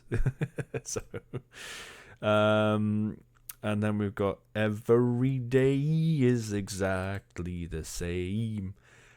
And I have real mixed feelings on this song, because there are times where I like it, and there's songs where I'm like, I've got to be in the right mood for it. I'm going to go with C here, straight off the bat. I was actually debating maybe saying it was a D grade song, but I think that's harsh. It is actually a very well-loved song, but again, with Teeth commercially did very well, and this was the second single off it, so a lot of people really do like "Every Day Is Exactly the Same." So I do feel like probably there are going to be people who go C. I think there's going to be people who look at "The Hand That Feeds" and "Every Day Is Exactly the Same" and going, that's bullshit. They both should be S or A or whatever. So, but I'm going with B and C there. Agreed, C, maybe even D. Really? Okay, there we go then. We agree on something. And then we've got "With Vatifa." And with Teeth is great song. We like it. It's a good song. I think it's there. I think it should be a B grade song. We enjoy it. Yeah. And then we go to my favourite song off this album, which is "Only." Now, oh no, "Every Day Is Exactly the Same" was the third single of this album. So "Only" was the second single of this album, and an absolutely brilliant video. And if there's one song I would suggest Sido listens to by Nine Inch Nails, it would be "Only." "Only" is a great song. It's a great music video. It's not that heavy. It's funky. It's a great song. Absolutely love "Only." "Only" is A grade for you. I'm going A or S here. I really love "Only." It's one of my favourite songs. I'm going with S here. I really am going with S with that. I absolutely love "Only." It's just I love the lyrics. I love the song. It's funny actually, Growlney, because obviously not going too personal on stream, but I always associate "Only" with our dad. Because there's so many correlations in terms of the lyrics and how his mind worked. No further comment. But it always reminds me of him, and in a weird way. But I love the song. It's so funky. I usually just listen to one-off songs from bands, like liking a specific band. Oh, okay. So if I listen to Nirvana, then I'd go easily for "Come As You Are" or "Smells Teen Spirit." Yeah, that's fine. I mean, I think a lot of people do that, and that's absolutely understandable. Music means so many things to so many different people, don't they? So that's completely fair enough. Have we? Yeah, we're okay, aren't we? We're okay. We then have got. Oops. We're getting smaller and smaller and smaller, and I love getting smaller. Getting smaller for me is a solid Nin track. It's underrated, I think. I think it's an underrated Nin track. I love how heavy it is. I love the sassiness of the way he sings it. I've always wanted to hear it live. If I'm not mistaken, I don't know if he's played it live before. I'm not 100% sure. I might be incorrect with that fact. I might be incorrect with that statement, but I don't know if he's played it live before. I love getting smaller. Hey, excellent. S grade for you. Possibly your favourite off the album. It's up there with "Only" at times. I'm going with an A grade here, but I do. It's an A plus. Bon Jovi, you give "Love a Bad Name" or "Living on a Prayer." Yeah, that's cool. Yeah, that's cool. He has Johnny. I've seen it once or twice. Has he? I've never. Have I heard his? I don't think I've heard his live. I have to look into them. And then we've got Sunspots. Sunspots. The song where Trent Reznor, in his infinite wisdom and multi-instrumentalness, uses a food mixer as an instrument. Or does he? I'm convinced he uses a food mixer. Sunspots is B. Yeah, I'm inclined to agree with that. Oh my god, we're running out of room, guys. We're running out of room. Man, what are we gonna do? I'm gonna have to. Oh, it's shrinking. That's okay. Here we go. We got this shrunk. Cool beans. I was hoping it would shrink. Yeah, I agree. Sunspots is a B track. In fact, as you can see, there's a lot of B's on the With Teeth. With Teeth is a solid album all the way through. It's great. The line begins to blur. I always remember hearing this song for the first time. The first song I heard off this album was The Hand That Feeds, because that was the main single. The second song I heard off this album was The Line Begins to Blur, because it got leaked. It got leaked before the album's release. And I remember listening to The Line Begins to Blur. I pressed play, and it just went boom, boom, boom, boom, boom. I was like, Jesus Christ. Bloody hell. When I first heard that song, that was how I reacted. It was like, Jesus. So it was just quite heavy, obviously. Great song. B for me. It's another solid With Teeth track. Line Begins to Blur is the C for you. I like it. I think it's a good song. I like it more than you then, clearly. Make your head smaller for starters. Why don't you take up so much screen? Well, if we need to, I will shrink. At the moment, we're okay. So then we've got Beside You in Time. And again, if we're talking about songs when we're in the right mood, this is okay. But generally speaking, as the lyrics of the song say, for me, this song goes on and on and on. And I'm like... live, it's a bit better. In fact, live I like the ending of the song live. It's really good. When it starts to fade out, it's really nice. But yeah, C or D, I agree. I think it's the weakest song of the album personally. I'm going with D here. I don't think it's great. I think it's okay, you know. And then we've got Right Where It Belongs, which is absolutely lovely. One of the best soft Nin songs ever made. A lot of people, I think we talked about Hurt before being that song that people resonate with. I was talking about The Fragile being that song for me. At times, Right Where It Belongs is that song for me as well. S, both versions, yes, that's completely fair. I'm not going with S. I'm going to go with A. I think it's an A grade Nin song. I do think it's absolutely beautiful song. And in fact, I do feel like it's underappreciated. Even by fans of With Teeth, don't seem to highly rate this song. I can't quite figure out why, because I think it's excellent. But hey, that's the way it is. Okay, we're now going to the next album, which is Hyperpower. Year Zero. Hyperpower is the name of the song. With Zero is the name of the album. Now, Year Zero for me is brilliant. It's just one of the best albums of the decade. It's my favourite Nin album of this decade. And I like it more than With Teeth. Even though With Teeth was more popular, I think it's a better album. So, just taking a sip of drink. Oh, wow. And, Hyperpower. Hyperpower is a B. I prefer the Sal Williams version more, with lyrics. Gunshots by Computer. I do prefer it. Hyperpower, before I heard Gunshots by Computer, I wasn't huge on Hyperpower. I thought it was fine. It's a good way to start the album off. I think it's C. I think it's C. I think there are better instrumentals than it. I think there are certainly worse. But it sets the album off, the tone of the album off very nicely. So I think it does a good job. And then we go into the beginning of the end.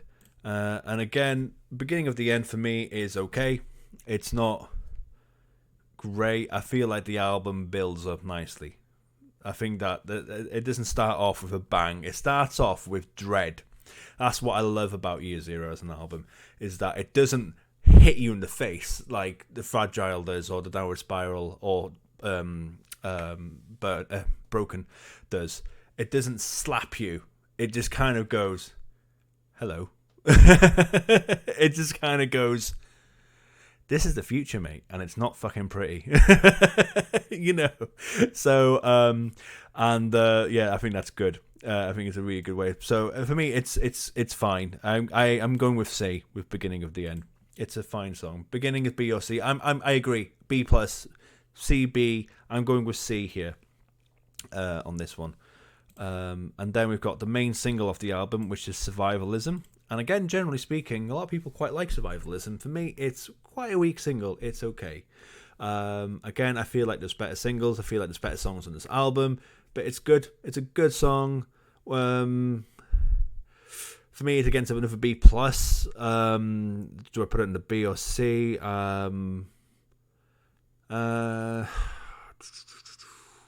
So B minus. Let's go B. Let's put Survivalism in the B. It's a good song. It's not amazing, but it's good. You know. Yeah. So let's go with that, shall we? And then we've got, for me, a lovely song. Well, I say lovely. This album's not lovely, but there's certain heartwarming elements to certain songs, and this is one of those ones. I really like The Good Soldier. It's lyrically kind of, you really sympathise for The Good Soldier with this song. It's you just want to give him a hug. And the way that Trent sings it is really nice. Again, there's that dread and the underbelly of The Good Soldier, despite the fact that it's a very sad song. I'm going with B. I think it's a B grade song. Maybe A minus. I'm going probably B plus more than A minus, but I'm going to go with B on the end of that. And then we got Vessel, and that's when the album kind of gives you your first like bam moment. Really, Vessel, absolute electronic gorgeousness. It's stunning. It's really good.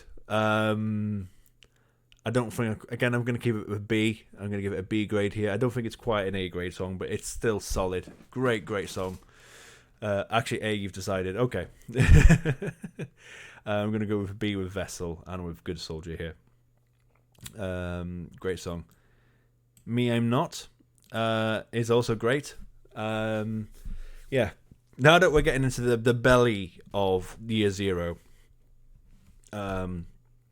there's like these songs that are really just good songs. I think I'm going with B for Me, I'm Not. Vessel is D. Really? You don't like Vessel? I'm surprised with that. I really like it. Me, I'm Not is B plus or A. I'm going B here. I think that again, Me, I'm Not is. I do like the way Trent sings the chorus. It's really cool. Yeah. It's a good song. And then we got this absolute fucking corker. I love Capital G. It's so good. I love the way Trent sings it. I love the funkiness of it. I love the lyrics. Oh man. What is G? Is it God? Is it government? Is it George Bush? As a lot of people thought it was. G could mean so many different things. And it's so clever. I love the irony of the lyrics. S. Yeah. It's an S grade Nin song. Underratedly S grade, because again, Capital G doesn't get anywhere near as attention as other songs in the discography, but it's so good. George Bush, motherfucker. You haven't given me a hello, motherfuckers yet. Is my sound alert's not working? But yeah, Capital G is so good. So good. Then we got My Violent Heart. My Violent Heart is a, and this is the album really that Trent really started to get his electronic groove on. He really started to play with the electronic parts of music more. And My Violent Heart has got its moments, man. It's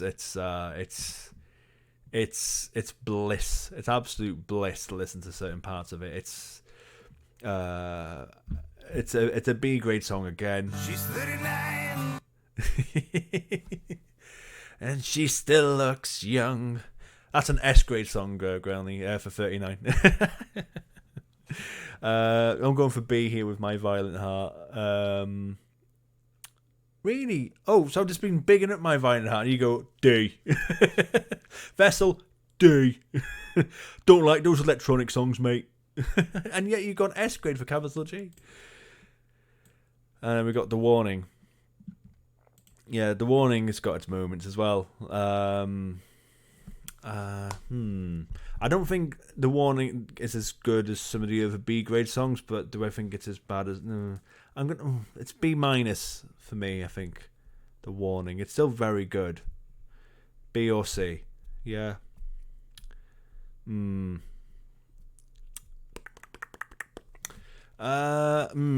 Oh, I'm not sure. I need to think.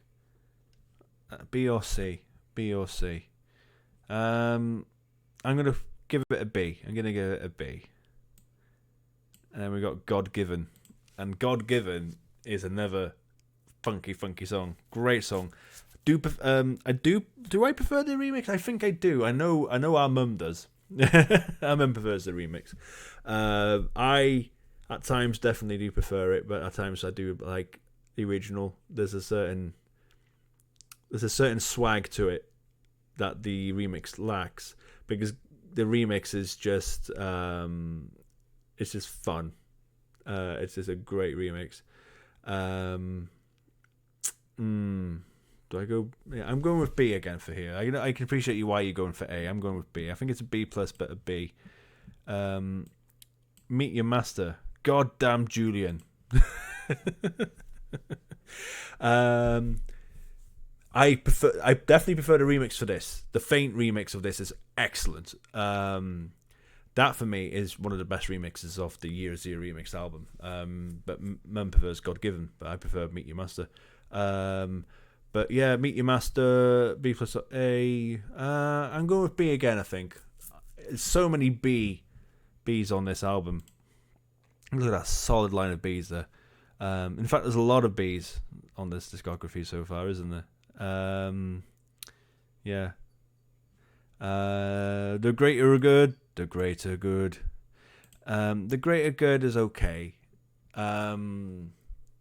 It's fine. I think it's one of the weaker parts of the album. But it's fine. I do like the way Trent sings in the background. Some good ASMR there with the Greater Good. But overall, it's okay. It's almost an instrumental in a weird way, but even though clearly there are lyrics, it blends into the background so nicely. Greater Good is D. I'm surprised you think so, because I thought you'd like the ASMR aspect of it. I do. And then we got this song. I mean, this song for me is the epitome of electronic orgasmic bliss. I think I've said this to my friends and family a lot. For me, The Great Destroyer is just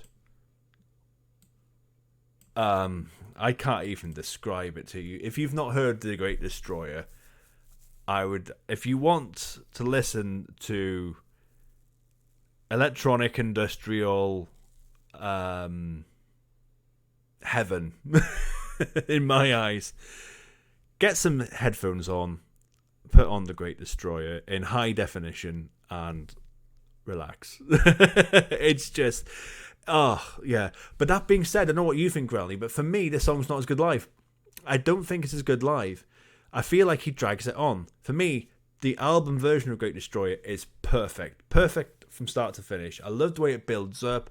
I love the moment, the breakdown moment. I love the breakdown itself. And I think that the length is just... But then when he plays it live, he stretches it out. I'm like, no! It's perfect as is, you know. Because I think the song itself is about 3 minutes, whereas I think he plays it live it's about 4.5, and it's like, what are you doing? It's not. He doesn't do it justice live. Yeah, he doesn't. I mean, I'm happy to say I finally heard it live personally, because it took me a while to hear it live, but I did, and I was so happy. But I did kind of towards the end just go, okay, come on, next song. It's moments over. So, and then we got another version of The Truth. And another version of The Truth, again, is one of the weaker points in the album. I'm thinking D here, actually. I think it is probably my least favourite song off the album. It's okay. Yeah. So that's that. In This Twilight, again, when I'm in the mood for In This Twilight, it's great. But overall, I do feel like it's... Again, one of the weaker. D for you, yeah, excellent. I'm thinking In This Twilight is C for me. I think it's one of the weaker songs, but it's again, when I'm in the mood for it, it's nice. It's a good little ditty. But In This Twilight is B. Yeah, you think you have to be in the mood for it. So I'm thinking C. When I'm in the mood, B. Yeah, but overall, I'm going with C there. And then we've got Zero Sum, and again. Zero Sum is excellent. It's an absolute excellent track. Underratedly so. Again, doesn't get the attention that Hurt gets. But I think it should. I think it's a great way to round up an amazing album. In year zero, for me, it's an A grade. Nin track. I really, really enjoy it. It gives me goosebumps when I'm in the right mood. Nin is one giant mood, Sido. Yep, that's exactly what it is. You're in one giant mood. Oh, sending you some love from the UK. Really? Grelny, get the hell out of here. Zero Summers D.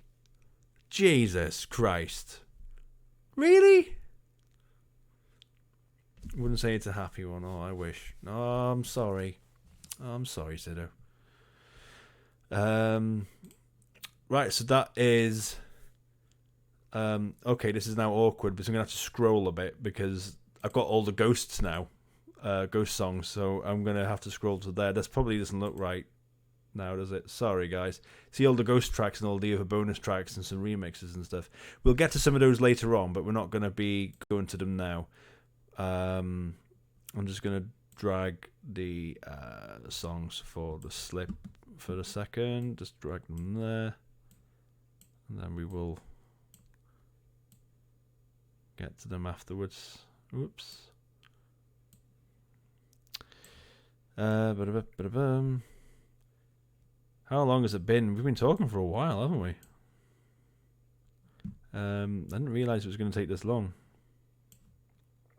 I honestly didn't know how long this process was going to be at all. It's one of those things that you can't really put a time on it.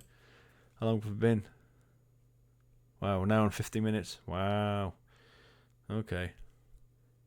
I'm glad to chill here, though. It's been a tad helpful. Anytime. We, as I said, even just chilling with us, that's what we're here for. Okay, so we've got the Slip next. So the Slip is always an interesting album. Overall, it doesn't get anywhere near as much attention as other albums because of the fact that Trent gave us his album for free. It was a freebie. I remember downloading this for free, and it was like, oh, cheers, Trent, you absolute babe. So it was a quick turnaround. He didn't spend a lot of time making the album. It was quick in the studio, quick making the album, and then out, giving it away as a freebie album. What an absolute babe. I personally think that over time, the Slip has aged very well. No, I'm not doing Year Zero remix. I'm not doing remixes. If I was doing Year Zero remixed, I would have done Further Down the Spiral. I would have done what's the Fragile one called? I can't remember what the Fragile one's called now. Oh man, that's got me now. Hang on a minute.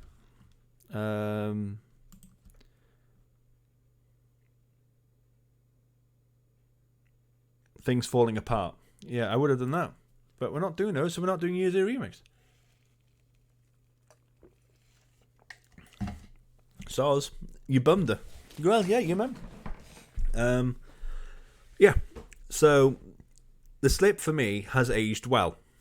At the time, I was like, it's okay, and I was not mad at it because I mean, it was a freebie. Trent gave us his album and didn't ask for any money. That's amazing. That was insane. That's amazing. So you couldn't be angry at it. But, I mean, if this was a full-fledged release, we had to pay for it, all of that jazz, I probably would have gone, man, that's not a great piece of work. But at the time, that's how I felt. I felt it was good, not great, it was okay. But over time, I really liked the Slip. I think the Slip has aged very well, and I think that we'll see that now as we go along. Because there's some really good songs here. So the first song is the instrumental of 999,999. Yeah, 999,999, which is an instrumental leading to the song 1 Million. Again, as an instrumental, as an opener for this album, it's okay. I'm actually going to put it under D. I don't think it's amazing in any stretch. When we look at other instrumentals, such as Hyperpower, I don't think it's as good. I don't think it's as good as Pinion. And these are openers for the other albums, so I definitely think it's a step below it. I think it's D. But then we've got the song 1 Million. And 1 Million is one of my favourite Nin songs. I love 1 Million. I love everything about it. I just think it's just a solid Nin track. I love hearing it live. I love the way he sings it. For me, it's almost like the perfect fusion point of the industrial metal of Nin and the poppiness of Nin. Because Nin are, generally speaking, a pop band, obviously. They're not a pop rock, pop metal. Is there such things as pop metal? They're not really a poppy band, are they? But they have moments of pop in their music. And I think that 1 Million hits that point beautifully. I think it's just a great track, and I feel like it's a bit underrated as well. For me, 1 Million is the equivalent of the Slip as an album. I feel like the album is aged well, the songs aged well. At the time, didn't think a lot of it, but over time, I think I really, really enjoy it. For me, it's A or S. For me, I really do rate it that high. I wonder what Grelny thinks of this. I don't really know what your opinion is on the song 1 Million. We don't really talk about the Slip much, do we? A, yeah. I'm thinking A or S. Really not sure. A or S. Let's go A. I do think it's an A grade song. It's certainly A or S, but I'm going to A here. Another absolute belter off this album is Letting You. Again, we're talking about songs by Nine Inch Nails that really remind me of Bauhaus. This is one. This song is basically, for me, the Nine Inch Nails equivalent of the song Dark Entries by Bauhaus. I always... oh my god, we got a raid. Oh my god, guys. Matt, how are you? It's a Nine Inch Nails tier list. It certainly is. Welcome in, Matt. I am Greek. How are you? Whoa, there I go. Oh, wow. Thanks for the follows, guys. Pants, I thought you were following me. I'm offended. Joking. Just joking. Hope you're alright, Pants. Trill Mohammed, how are you? Thanks for joining us. We got 2 follows. Oh, thank you. Come on, guys. A 3rd follow. Wow. Guys, thank you so much. How was your stream? Punch It Sue told me that you've met the baby. I will be looking for that clip as soon as I'm finished with my tier list, my dude. Whoa, there I go. Oh my god, guys! Thank you so much for the follows. How was the stream? How was the stream? How far did you get, Matt? It was honestly, and this is not sympathy seeking, a very bad stream. Oh no! Is it because of Twitch being sucky tonight? I feel like I hit a level, but I really struggled the first like half an hour of my stream. I'm Greg, doing well, thanks. Hope you're also well. Yes, thank you guys. Thanks for joining us. You just a misery gets. Oh, well, I'll still join your stream. I'll still have a little look at how you got on. I'll try and check you out. Oh wow, do we have Nin fans rating you? Possibly. So yeah, guys. So to introduce myself to you all, I am Johnny Beard. Thanks for joining us. This is a very unusual stream. I don't normally do this. I don't usually do just chatting.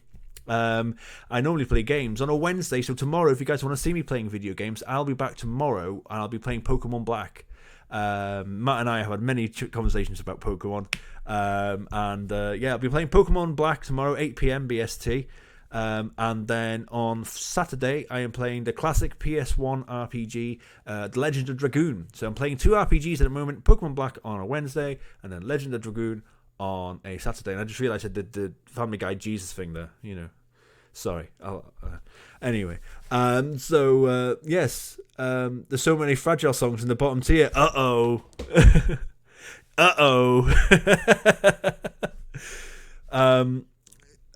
Mostly at the bottom, Matt, is instrumentals.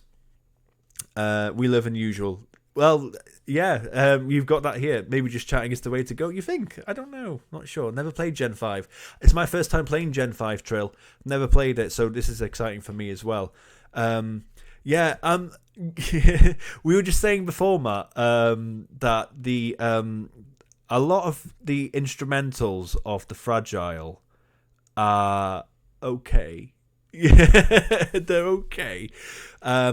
But yeah, that's for me. I mean, the thing is, the Fragile is an experience, right? It's an absolute experience. The left side of the album, the right side of the album. As a package, I think it's a great album. But when you strip the songs back and do a grading system on the songs, there's a lot of songs in there that I controversially called filler. Sorry. I'm sure you won't raid me ever again. But, you know, I love The Fragile. It's a great album. So, yes, that's what we're doing, guys. So, today we are grading Nine Inch Nails songs. It's my favourite band. I absolutely love this band. And I have an opinion on it. So, unfollowed immediately. Yep. Where's he gone? He hasn't messaged for a while. I think he's gone. Ma. He's blocked me on social media. Oh, funny. So yeah, we are we're in this together up to A and we're solid. We're in this together. I can't do that. That beat goes hard. I can't do that. I don't think it's an A grade song. I think it's B. Oh man, but you're welcome to join us for this second half, dude. We're now at the Slip. So we've done Pretty Hate Machine, we've done Broken, we've done Downward Spiral, we've done The Fragile, we've done With Teeth, we've done Year Zero. We're now starting the Slip. So I wish I knew more. I wish you knew enough about Nin. Well, now is your time. Now is your time. If you like metal, if you like industrial electronic metal, now is the time, man. Now is the time. Why better time than now? So he should have put "Where is everybody" up to S, but he won't listen to Greatness. I don't agree with that either. Right, what are we talking about? We're talking about Letting You, weren't we? So we got Letting You here, which for me, when we talk about Nine Inch Nails songs that remind me of Bauhaus, then this is the song. I love Bauhaus, by the way. I don't know if anyone else likes Gothic rock, but Bauhaus for me, I love Bauhaus. And Letting You for me is basically the Trent Reznor / Nine Inch Nails version of Dark Entries. It's an amazing song. I love it. I'm going either A or S here. I'm going to go for A. I think it's an A grade song. I think it's really good. Pants and Sido, maybe check out all the S and A rank songs if it's something you'd be interested in doing. Well, your A and S rank songs would be different to mine, though, wouldn't they, Girlney? So, and then we've got the main single off the Slip, which was Discipline. And Discipline was okay, I think. I don't know what you guys think, but I thought Discipline was okay. I feel like there's better songs on the album. I think like there's better singles. It kind of reminds me a bit of Survivalism of Year Zero in terms of the fact that it was just fine. It was a good song, but not great. Pants I'll likely just give it a P-mix on Spotify. You know what? I might make a Spotify list of these, actually. I might do that. I might get all the S and A grade songs and make it into a playlist. Never even thought about that. Good shout. So Discipline, B, or possibly C. I'm thinking C, maybe. But yeah, maybe C plus or B minus. Not really sure. And then we got Echoplex. I love Echoplex. I think Echoplex is a great song. It really, I love the guitars in it. I love the chorus. I love the way Trent sings the chorus of this song. Matt, I just popping out for a second to see Steph. No worries, my dude. Give us a wave to Steph for us. Hope she's okay. So Echoplex is a great song. I think really, really good. I think B. I think it fits nicely in B. I can't believe how full B is. We've got so many B grade songs. After that, we've got Head Down. Head Down. Oh no, we've got this. Oh, what are we gonna do now? What are we doing? It's getting too big, guys. It's getting too big. There we go. There we go. So then we got Head Down. Again, I love Head Down. I think Head Down is a solid track. Again, love the chorus of it. I love the way he sings it. Shrink your head. No. See, that's what happens. I got to move the border now. Shrink your head. Yeah. There you go.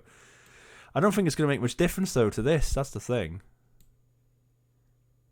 See, that's just going. That's not going wide. It's just going. Yeah. See what I mean? Bit awkward. Hang on. So I don't think it's making it any bigger. That's the thing. It can literally be half. Yep, I can make it half the size, but it's not going to make this any bigger. It's not going to make the left side any bigger. So I can make it smaller, but I don't think it's going to make it any bigger. So, nah. Okay. Yeah, I can make it wider, but the look, making it wider doesn't make it wider. I haven't got the width, mate. It's not me. It's the way the page is laid out. Okay? So, nah. Right, okay, enough of that. I love... Okay, that's enough about Head Down. I think I love Head Down. It's a solid track. Again, when it comes to the softer side of Nin tracks, I love Lights in the Sky. I love the way that Trent sings it. It gives me some goosebumps at times. It's a great song. See, I've got the Johnny Beer text now. It's too big. I'm just dragging it around. I'm not. I'm making it bigger. I'm making it bigger, and it won't go bigger. That's the only way to make it bigger, right? And see what I mean? See what I mean? It don't work, mate. And you've messed my thing up now.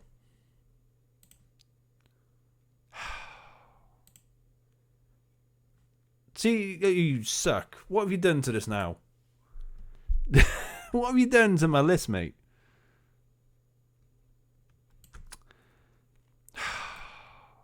I really could kick your ass. It was looking great before, and now you've messed it up. Because of you, make your head smaller. Pain in the butt, man. Pain in the butt. You know what? You're not my sister. Right. Okay. That's what I'm doing with it now. Leave me alone. Lights in the Sky is a great song. I mean, you're thinking is the A grade or B grade. I love the way he sings it. Again, when it comes to the softer side of Nin songs, I think it's fantastic. Yeah, love it. B or A, I'm not sure. I'm getting quite hot now. Probably because my sister's annoying me.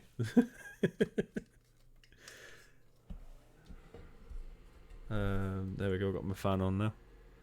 Noob moves. Your head was too big. We don't need to see that. Oh, okay. Well, tough, mate. Tough. Sorry. I'm going to keep it in the B, I think. Then we've got Corona Radiata. And I think Corona Radiata's okay. You're not even giving me opinion anymore. You just like it off my head. You should go, I think this is C grade. I think this is S grade. You're not telling me anymore. Corona Radiata is okay. I think that, for me, it's one of the weaker songs. I'm going to go with C here. I actually think it's one of the weaker songs of the album. It's just, You don't know. What do you mean you don't know the album? Have you not listened to the Slip? And you call yourself a Nin fan. I am disappointed. Listen to the Slip again, please. It's fantastic. It's a fantastic album. The Four of Us Are Dying again. It's okay. The album peaks off a bit towards the end, I feel, but then, so I'm going to quickly go that to C grade, because then when it comes to endings of Nin albums, Demon Seed is one of my favourites. I love Demon Seed. It's one of my favourite. And most Nin endings end with a kind of a calmer song. Demon Seed doesn't do that. It just ends with a nice groove. It's a really cool, funky groove track. Literally after Discipline, I just turn it off. Really? Well, listen to Letting You. Listen to these. Listen to these B songs. These are great. Echoplex, Head Down, Lights in the Sky. Demon Seed, I'm going to put it as an A grade. I don't think it's S, but I do think it's A. Solid song. So Solid Crew. Solid. But yeah, it's really good stuff on the Slip there, I think, Grelny. You got some A grade songs there, some good Bs. And yeah, there's some stuff towards the album that's not amazing, but overall, I think it's a solid album. Yeah. And then we've got Hesitation Marks. And for me, this is the weakest Nin album. In my opinion. I've never been... I really wanted to like Hesitation Marks. And overall, I just found the experience to be a bit disappointing. I feel like... I just think this is the weakest album. I even prefer the EPs of recent to Hesitation Marks. Don't get me wrong, there's some good stuff on it. I don't think Nine Inch Nails have ever made a bad album. But I do think this is their weakest. And we're gonna be getting to that now. So we've got the Eater of Dreams, which is just okay. I just it's C grade for me. It's okay. Oops, what happened there? How does that look now? You can't see it. Does that look okay now? Yes. Okay. Cool. Yeah, it's okay. As an intro, it's an intro, and then we've got Copy of A. And Copy of A. What have we got here? I prefer Hesitation Marks to the Slip. Really? And you call yourself an infant? Well, unlike you, I don't turn it off. I just turned it off. You can't call me. You can't say that I'm not a Nin fan. I don't turn off any Nin album. So, I do think this is their weakest album. But a Copy of A, is again quite a popular in terms of recent Nin tracks. Copy of A is one of their most famous. I remember being on a FIFA soundtrack. Would you believe it was on a FIFA soundtrack? I think it was FIFA 15. I think it was. Yeah, this one's more techno rocky. It's not really heavy. It's a nice little techno track to listen to. It's fine. Copy of A. I don't agree with that. I've never been a huge fan of it. In fact, I'm going with C here. I'm going with C. I don't think Copy of A is that great. I actually prefer. This is a Trent Reznor song, which obviously very heavily copies Copy of A. To it personally. This is a Trent Reznor song. So, the main single of Hesitation Marks was Came Back Haunted, and again, I thought Came Back Haunted was fine. It was okay. I do prefer it to copy of A. Again, that's an interesting debate I find with Nin fans. Do they prefer Came Back Haunted or copy of A? I'm on team Came Back Haunted. I actually, and again, Came Back Haunted, I preferred the extended version of it because the single version obviously was far more played than the original, the full version. But I really like the full version. Yes, that would be an S. Came Back Haunted is an A. Really? I'm going with a B for Came Back Haunted and C with copy of A. So yeah, sorry. Then we've got Find My Way, and again, Find My Way is just okay. I don't love it. Heard it live, it was nice. But I don't know. I didn't resonate with this album as well as the others, and I just think that there's a lot of stuff on here that is just okay. Trent Reznor's song is an S. Sorry, got you. Yeah, yes it is. What the hell was that? So, All Time Low is my favourite song of Hesitation Marks. I really like All Time Low. I love the funkiness of it. I love the way Trent sings it. I love the lyrics. It's got a good beat. It's just an excellent song. I do think I'm going to go with an A here for All Time Low. It's an A or a B. It's an A minus something. And All Time Low was S. Really, you like it that much? I didn't think you would. It's a funky song, man. And then we got Disappointed. And again, like this album, it's just disappointing. Disappointed is okay. It's C. It's a C grade song for me. I didn't really think a lot of it.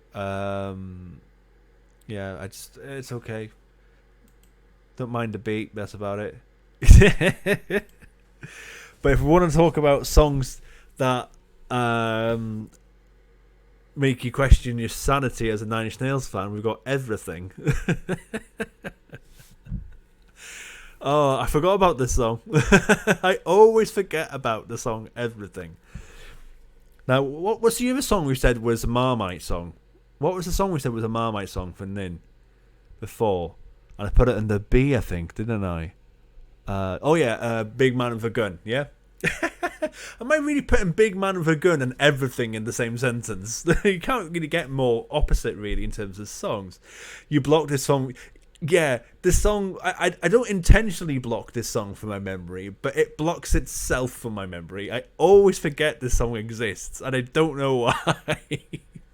But you know what?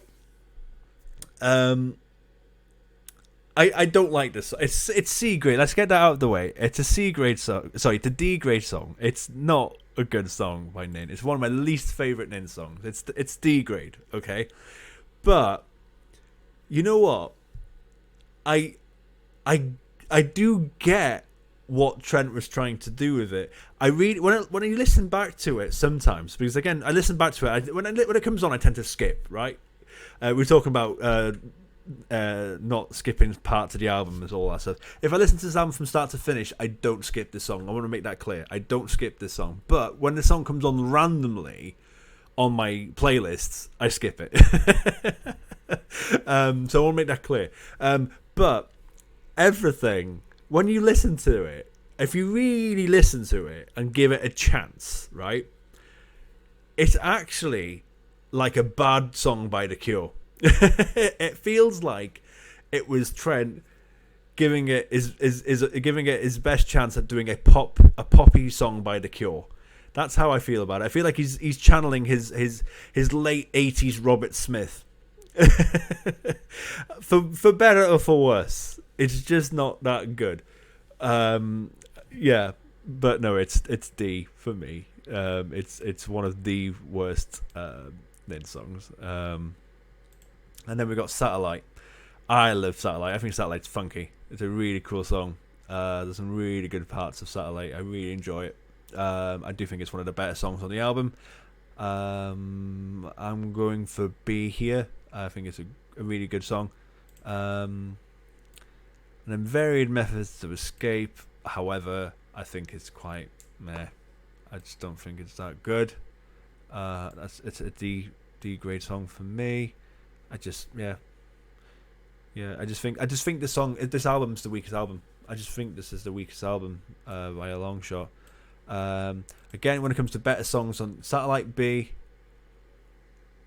Yeah, B, and then D. Yeah, cool. We're on the same wavelength there, Grailny. Running, I really like Running. Running is fun, funky. Really enjoy it. It's a B grade song. Yeah, a really good song. And then I would for you. Yeah, again, I think it's quite a weak entry. I just don't think it's. Yeah. I just don't think it's that good. In 2 again, you think D? Yeah, is that what D for Running? I would for you B or C. No, I don't like it. I just don't think it's that good.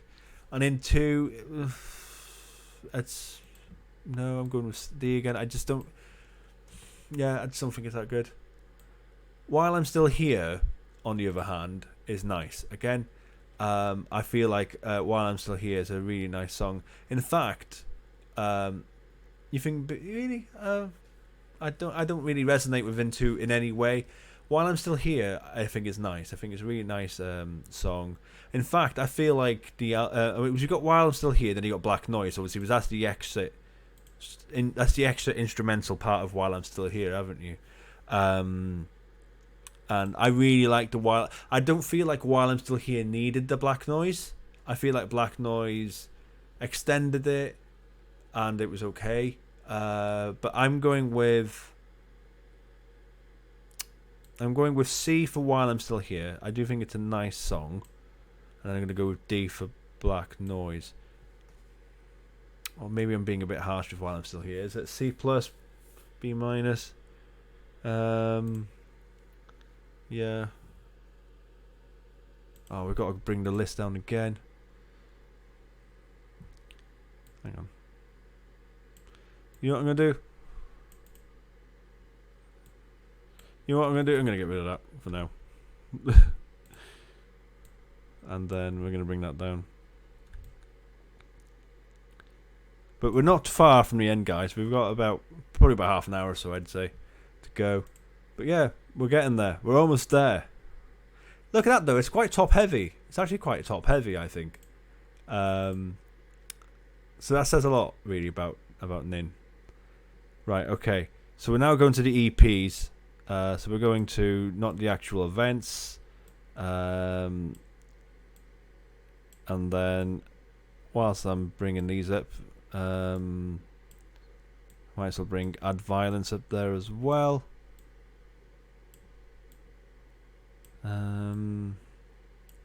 Yeah, okie dokie. How does that look for you guys? Is that looking okay? Yep, cool beans. Okay, so, oh man, it's too big for me though. That's the problem. Branches and Bones is the first song of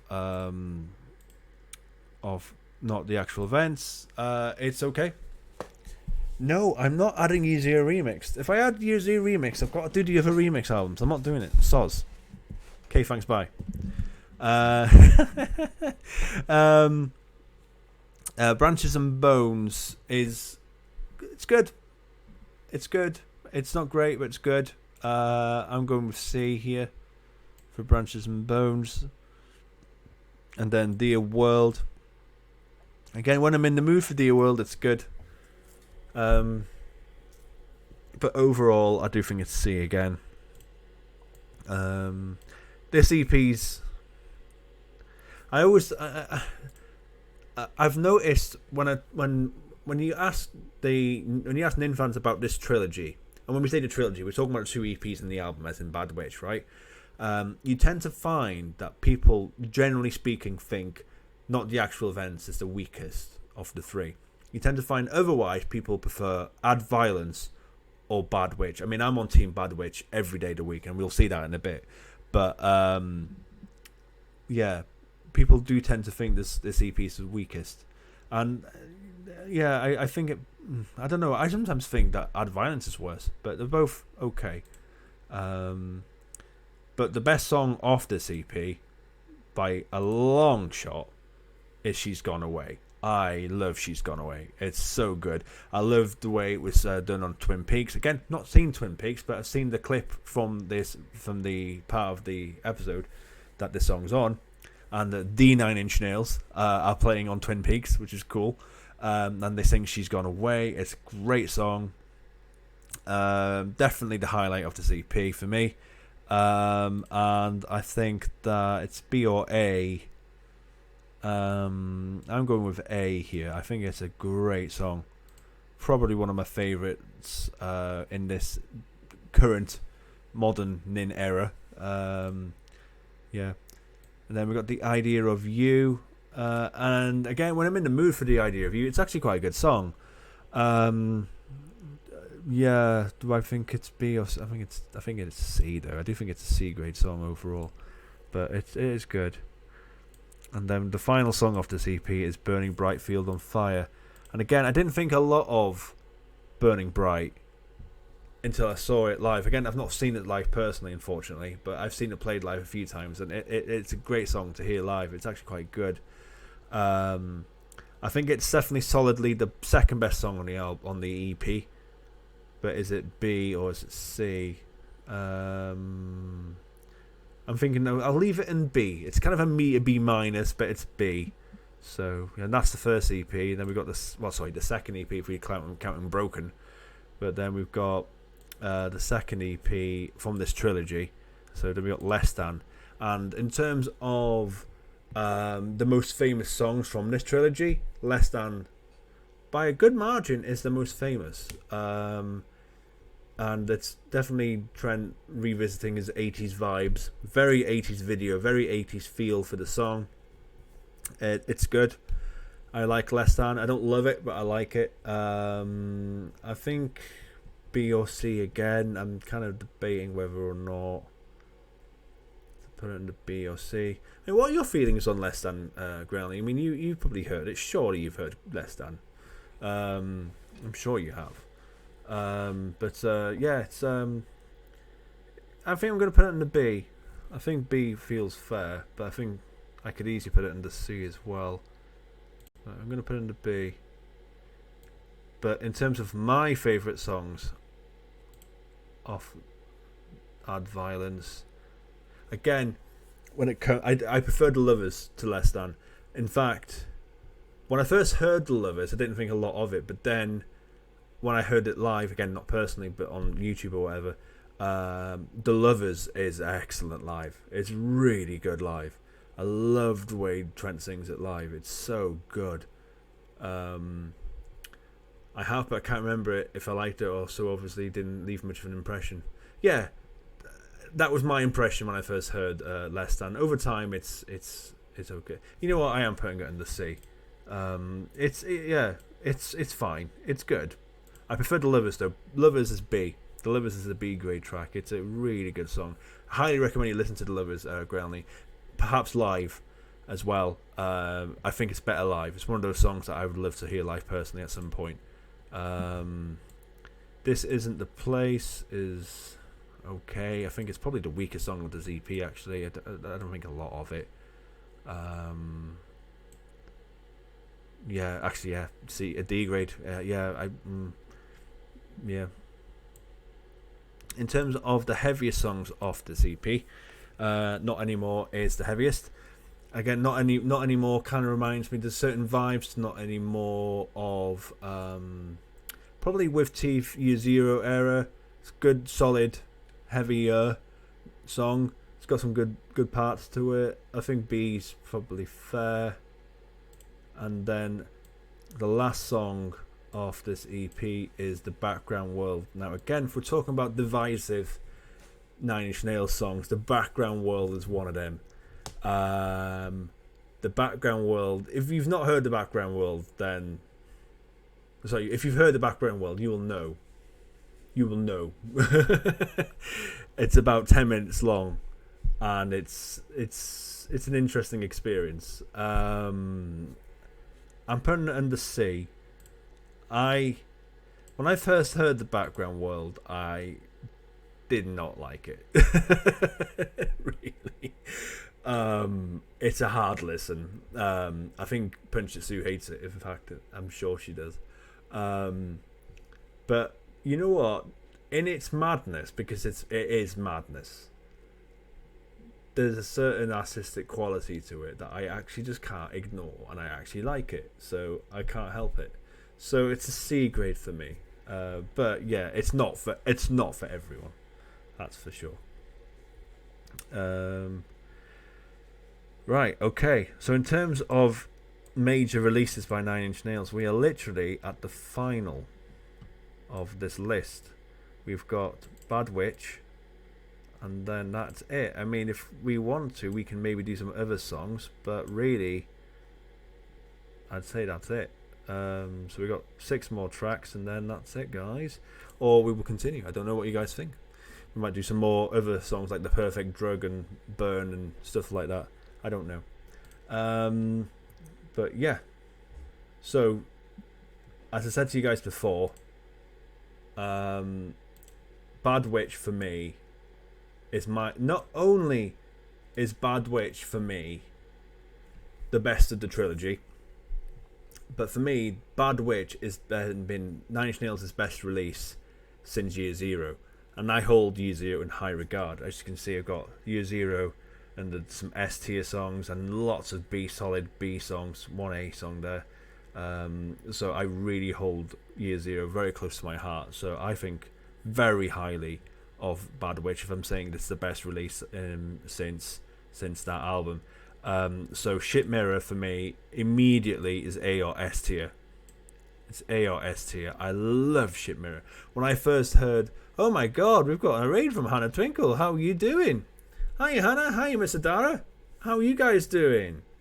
Actually, you know what? I haven't done any shout outs at all. I'm so sorry. Let's do a shout out for I finished a video game. So, and we'll do a shout out for Hannah Twinkle as well. So I finished a video game. That's a shout out there. So guys, check out Matt. He's brilliant. I finished a video game. He's so talented, and he's a really good streamer. Playing Resident Evil Village at the moment. And then we're going to do a shout out for Hannah Twinkle. Hannah Twinkle is also an absolutely adorable lady. She's been playing, I think, a lot of Fortnite recently. Yes, she has. So guys, people who are still here from Matt's raid, please give Hannah a follow. People from Hannah's raid, please give Matt a follow. You guys, both of you are amazing. Thank you so much. Oh, hello, my non in real life friend. How are you? We're not friends in real life. No. How are you doing, Mr. Dara? You've been playing Fortnite. Yes, I just seen that. Yes, how was your Fortnite stream, Hannah? How did you get on? Are you winning? So people who've just joined us from Hannah's stream, thank you so much. I hope you guys are okay. What we are doing is something very weird, and I've never done it before. And I don't know, I might never do it again. I really don't know. We'll see. But basically, it was all right. Mainly because you've got no Xbox Live. Ah, okay. Well, how has Twitch been for you, Hannah? Because Twitch has been weird today. It's so weird. I think we're in a groove now, but it took us a while. It's Axe. Hiya, how you doing? It's Axe, you okay? We got a few wins. Oh, good stuff. Yay. Hey, good stuff. So, yeah, if you guys are joining me from Hannah's Raid, if you don't know who I am Johnny Beard. I hope you're okay. And, yeah, we're doing something unusual today. Don't really do this, but basically I'm a huge Nine Inch Nails fan, and I thought I'd rank all of the Nine Inch Nails discography in terms of how good I think the songs are. So that's what we're doing. If you're not a Nine Inch Nails fan, this might not be the stream for you, but you know, you're welcome to join us anyway. And if you want to try out some Nine Inch Nails songs, then obviously you can see which ones I'd recommend. So but yeah, normally speaking, I don't tend to do this. Normally on a Wednesday I stream Pokemon Black, and on a Saturday I stream a classic PS1 JRPG called The Legend of Dragoon. So if you guys want to see me play games, join me tomorrow. I'll be playing some Pokemon, or join me on Saturday and I will be playing some classic Legend of Dragoon. Johnny, did I tell you my news about the 26th? No. What's your news? Hi Shadow, how are you? Thanks for joining us from the Hannah Raid. Hope you're doing okay, Shadow. All the best to you. What's your news, Hannah? What's your news? Yes, let me have a swig of Iron Brew. Waiting for Hannah's news. Facebook me. Yeah, okay, Facebook me. That's cool. Okie dokie. I look forward to reading that. Fingers crossed. Yay. I like good news. Right, yeah, so I'm going to crack on then, guys. So, so we're almost at the end of the stream as well, actually. We're on the final main release of 9 Inch Nails, which is Bad Witch. So, yeah, we're talking about Shit Mirror. Yeah, Shit Mirror. So, for me, Shit Mirror, oh, man. I love Shit Mirror. Granley, you said Shit Mirror is great, A. For me, Shit Mirror is A or S. I rated that highly. When I first heard, and in fact, not just when I first heard Shit Mirror, even to this day when I hear Shit Mirror, I get goosebumps. I love the groove at the end of the song. It just fills me with just, it's so cool. I love the build up. I love the end of the song. It's just so fucking cool. It's just so cool. Can I recommend a couple of dudes to listen to, Johnny? Yes, of course you can, Sling Bean. I'm more than happy to listen to some new music. So thank you. Yeah, drop some suggestions. So yeah, Shit Mirror. Oh man, love it. A or S? That's the question. I'm actually gonna go S here. She's 39. She's 39. And that's the problem now. We've got this looming bar now, being a pain. Can I not? I can't make that any bigger, can I? No. So, hang on. Oh.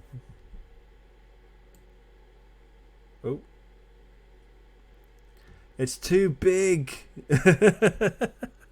I think that's as big as it goes. That's what she said. So, Sling Bean, throw them my way. Absolutely. That's as big as it goes, guys. I'm sorry. I've tried. So Shit Mirror is S grade, I think. I'm going to go with S on that. Then we've got Ahead of Ourselves. And again, when it comes to songs that I absolutely love, Ahead of Ourselves is up there as well. I absolutely love that. For me, the best... I was gobsmacked when I first heard Bad Witch, because it was so much better, in my opinion, than Add Violence and not the actual events, purely because you had Shit Mirror and they had Ahead of Ourselves, and for me it was bam solid tracks, and I was like, oh my god, what's going on? This is the best material they have released in ages. And I was like, surely this album can't keep up with this momentum, because I really rated it that highly. I was just gobsmacked with the high quality of it. I love Ahead of Ourselves. Is it as good as Shit Mirror? I think overall it probably is just a very subtle slight step backwards, but it's still absolutely brilliant. So I love Ahead of Ourselves, and for me it's an A grade Nin track. I love it. I absolutely love it. Author and Punisher, he's one man band, do metal industrial, very heavy, recommended. Oh, okay. Let me just make a note of that. I'll put it on after the stream finishes, my dude. Thank you. Hang on, let me just make a note, because that chat's going to go up in a bit, I hope. Author and Punisher.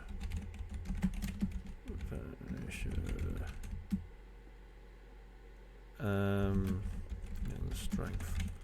Cool beans. Yes, I will give them a listen. Sweet. Thanks for the suggestion. I'll message you as well with how I feel about the song. Yeah. Thank you. So then we've got Play the Goddamn Part, and then this is an instrumental. So Play the Goddamn Part was an instrumental that was highly influenced by David Bowie, actually, in the 90s. Of the there was a lot of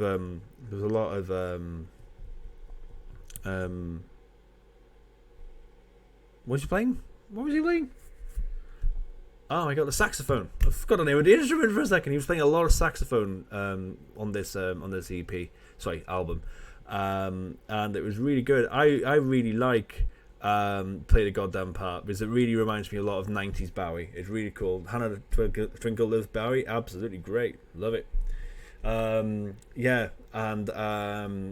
the Goddamn Part is actually one of my favourite ninstrumentals.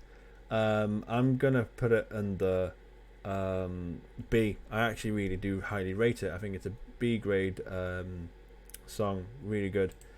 And then the main single off this album was God Break Down the Door.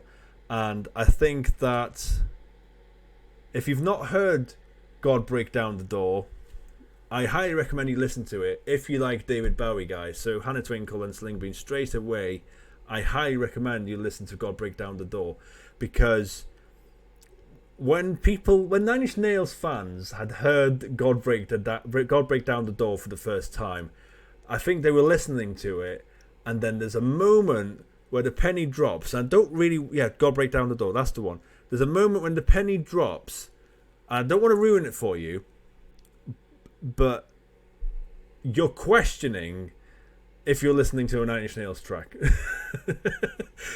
It was like, what's this? It was surreal. Because basically Trent Reznor, the lead singer, tried crooning. He tried crooning for the first time. He'd never sung like that before. He said it in an interview. He says, I've never tried singing like that before, and I just gave it a go, and it came out that way, and it was just...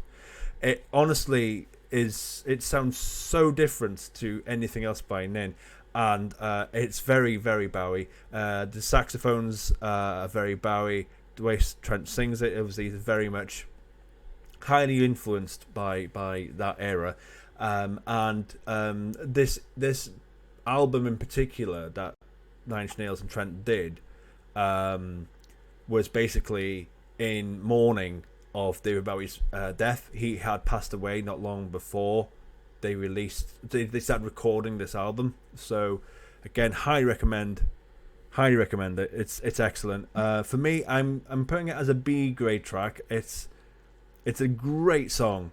Very different for Nine Inch Nails fans, and as I said, there's a moment when you're like, what's this? So I really want to make a solid Beat Saber chart, but I don't have the patience for it. It's not for everyone. Awesome. And then we've got I'm Not From This World, and I think I'm Not From This World again is probably the weakest song off this album. It's okay. I'm gonna put it down as C. I think it's definitely the weakest off the album, but it's still good. It's still okay. And then the final song off this album, and possibly of this whole list, I'm not sure yet if we're gonna do any additional tracks, is Over and Out. So following on the God Break Down the Door, Trent tried that style again for the song called Over and Out. So again, if you like God Break Down the Door, if you like it, listen to Over and Out. That's all I'll say. They're almost like sibling songs, really, in terms of the style. I do think God Break Down the Door is better, but I do really like Over and Out as well. I'm thinking B. I'm thinking B is good to put Over and Out in. Yeah. And that's all the major Nine Inch Nails releases in order of discography. But there are other songs we could talk about. If I look down here, there's still other songs down here, as you guys can see. Ones that definitely come to mind are The Perfect Drug, Burn, possibly Get Down Make Love, 10 Miles High comes to mind. I think that Non-Entity probably should be there. For some reason, Groundly, Home is not on this list, which is absolute bollocks, because Home is an amazing song and it's not on here. Thank you. Oh, Beelzebul, thanks for the follow. Hello. Oh no, so you're not following, you're hosting. I was going to say, I thought you were following me before. How are you doing? Thanks for the host, my dude. How are things? Alright, where's the Venga Boys tier list? Onto it. I'm on it like a carb on it. Oh, funny.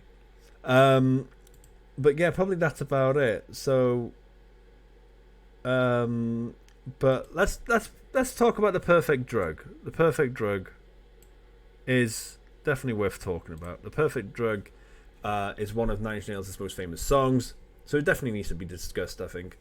How am I? I'm good, my dude. I'm doing the stream. We're nearly finished. We've done all the albums, but we're talking about just some extra additional tracks now of Nine Inch Nails. But yeah, we've been ranking the Nine Inch Nails songs in order, and I've caused some controversy with some some people with Grelny and I finished a video game. But hopefully Dave will forgive me. But yeah, I'm going to release this video on YouTube, and I've got a feeling if there's going to be any Nin fans in the comments section, they're going to be, oh, this is such a bad list, man. So, oh well, you know, it's always gets people thinking, doesn't it? But yeah, are you a Nine Inch Nails fan, Beelzebub? Sorry, Slingbean. Necrogoblicon song, mostly about little goblin man chilling in our world. The video, more regular metal stuff than the other song recommended would be No One Survives or Dressed Like Goblins. Oh, cool, excellent. Wow, yeah, I can't say I've ever heard that. Grelny's heard everything, so yeah.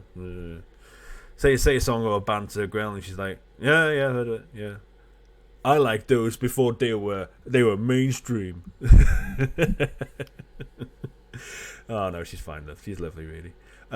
It's been difficult. It's been challenging at times, but it's been a lot of fun. I really enjoyed it. You're not streaming tonight. We're back tomorrow. I'm going to give you a shout out, Beelzebul. Guys, give Beelzebul a follow. He's a really cool guy.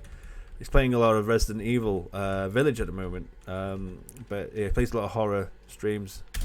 Definitely give him some love. He's a really cool guy. Yeah. So anyway, Perfect Drug.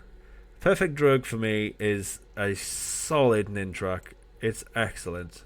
Very drum and bass. If you like electronic metal drum and bass, give the Perfect Drug a listen to if you've not heard it before. It's excellent. The music video is stunning, and Trent is very hot in it. I'm not gonna lie. As a street white man, he's very handsome in it.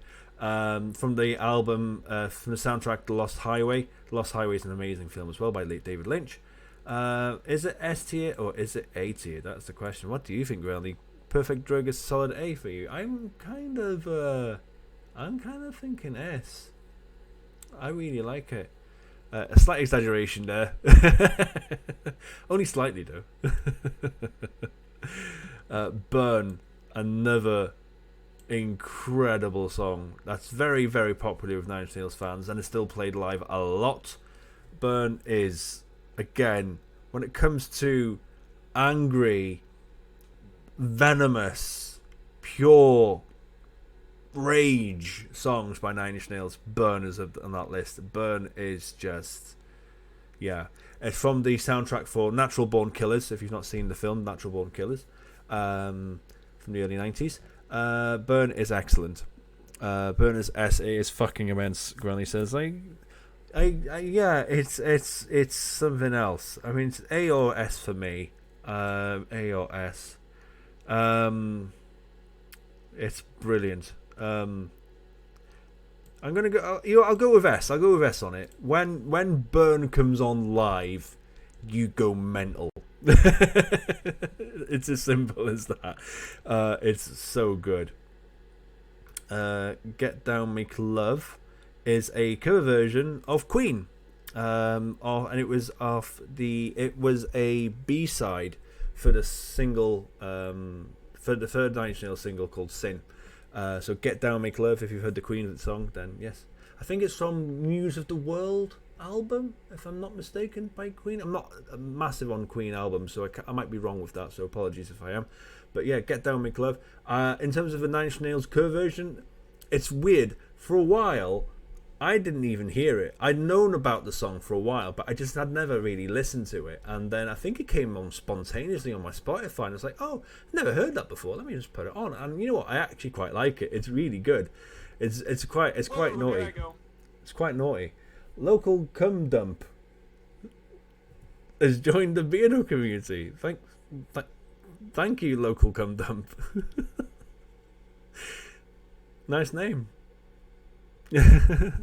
Why did you read it out? Because I always read out people who give me a follow. I need to change it. Do you? Why? There's nothing wrong with that.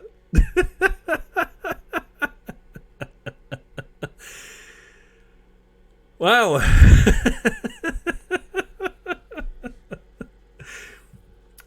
How local?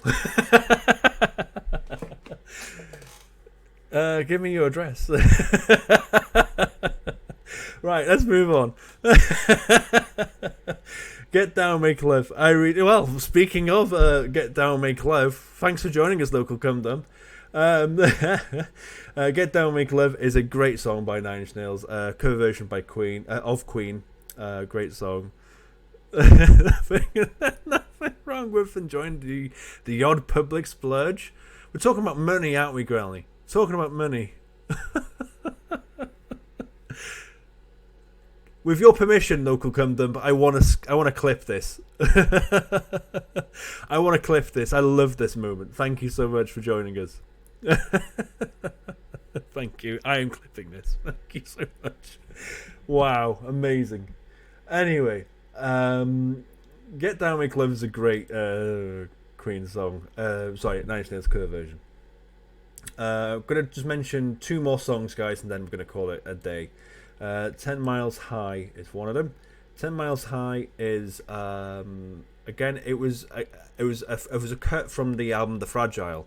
It was supposed to get on the album, but the album was so long in the first place that it didn't quite make the cut. But then it was released on their remix album called Things Falling Apart. But it's not a remix; it's an actual original song. I really like 10 Miles High. It's a really good song. Yeah, I imagine you get that reaction a lot. I agree. I think you do. I'm sure it's not your first rodeo. In many ways. 10 Miles High is a solid song. I really like it. I really think it should have made the cut for The Fragile. I think it's a really good song. In fact, I don't know if Matt's still watching, if he can hear me. Matt, I finished the video game. Matt, hello, can you hear me? If you haven't heard it already, give 10 Miles High a listen. If you haven't already, because that was a cut from The Fragile and it's excellent. It's a really good song, highly recommended from me. It goes into my B tier. Really good song. And then last song I'm going to bring up is Non-Entity. So what have we got here? I kind of feel like my name is so dull in comparison. I may enlist your aid to help me choose in the next name. I'm down to help. What we need for what we're going for, I need ideas. Sometimes I get accustomed to being a troll. I'm not trolling, I'm providing a public service. Exactly. It's a public service, local public service. You give them back to your local community in many ways. You literally are. People should be grateful to have you as a viewer. I am. You're more than welcome here. The public are covered in your appreciation. Wow. Okay. Oh wow. Amazing. Right, last song then, Non-Entity. So Non-Entity was a song that Trent Reznor and Nine Inch Nails wrote. That was, again, an off-cut song from With Teeth. It was supposed to be on the With Teeth album, but didn't make the cut. But then it got released actually to help support the victims of Hurricane Katrina, I think it was. I'm sure it was Hurricane Katrina, back in the mid-noughties. It was certainly an appeal song, and yeah, it was a good song. Yeah, again, I'm putting it under B tier. Highly recommend you listen to it if you want a quieter, more somber Nine Inch Nails song. Listen to Non-Entity. That being said, there's 2 versions of it. One is more heavy than the other. The live piano version that was for the appeal for Hurricane Katrina is the one I'd recommend. They then did an album version of it. It was a bit more heavy and it was okay, but it's not quite as good. I prefer the chilled piano version of it. So throw some at me. I need both so we can. Enough now. Enough. Right then, guys. I think that's the end of the stream. I hope you guys enjoyed it. That was something else. I really enjoyed it. I really hope you guys did as well. I hope to do it again, maybe at some point down the line. I don't know if I will, but I want to. If it's something that you guys really enjoyed doing, taking part with, then we might do it again. But yeah, that's my list, guys. I think my Twitch stream has gone weird. What's going on? Am I looking awkward, am I? What's going on? Are we back on now? We're back on. Sorry. You're having Dead Souls. Yeah, Dead Souls is not on the list, is it? Dead Souls is not on the list. Burn's not. Sorry, Burn's on the list. Dead Souls and yeah, there's a few other songs that should be on the list, but Dead Souls, you are spot on. It should be on the list. That's an absolute travesty. So yeah, so my S ranking songs then are Wish, Happiness and Slavery, Mr. Self-Destruct, Piggy, March of the Pigs, Closer, Somewhat Damaged, I'm Looking Forward to Joining You Finally, Only, Capital G, The Great Destroyer, Ship Mirror, The Perfect Drug, and Burn. I think that's a solid set of songs. Obviously, I think so. I chose them. But yeah, lots of A grade songs there. Loads of B tier songs there. There's so many B tier songs. I mean, for obviously because it's my favorite band, I'm sure you'd probably expect that to a point. But you know, there's a lot of stuff there that's really, really worth your attention. If you guys, Dead Souls is A for you. A or S, Growley, A or S. It's excellent. It's one of my favorite cover versions of all time. Dead Souls originally was by Joy Division, if you didn't know. Dead Souls by Joy Division, covered by Nine Inch Nails, was on the Crow soundtrack for the movie Crow. Brilliant song, brilliant movie. Yeah. Yes. So lots of B grade songs there. If you guys are on the cusp of wanting to listen to Nine Inch Nails and want to take my opinion for whatever it's worth, that's the list I'm going with there. There's a lot of good stuff here. There's a lot of heavy stuff, a lot of softer stuff, a lot of electronic stuff. There's lots of everything here. The eclecticness of Nine Inch Nails knows very few bounds. I love this band so much. Obviously, as a starting point, if you guys want to listen to Nine Inch Nails, if you're wanting heavier traditional Nine Inch Nails, I'd highly recommend you listen to The Downward Spiral. If you really want to listen to a mixture of everything, I'd probably recommend With Teeth or Year Zero. Probably With Teeth. It's not my favourite, but it's the go-to for someone that wants to meet Nine Inch Nails down the middle in terms of not too heavy but not too quiet. So there's a lot of stuff there, guys. I hope you guys enjoyed that. If you want me to send that at all, let me know, as I think I can save it.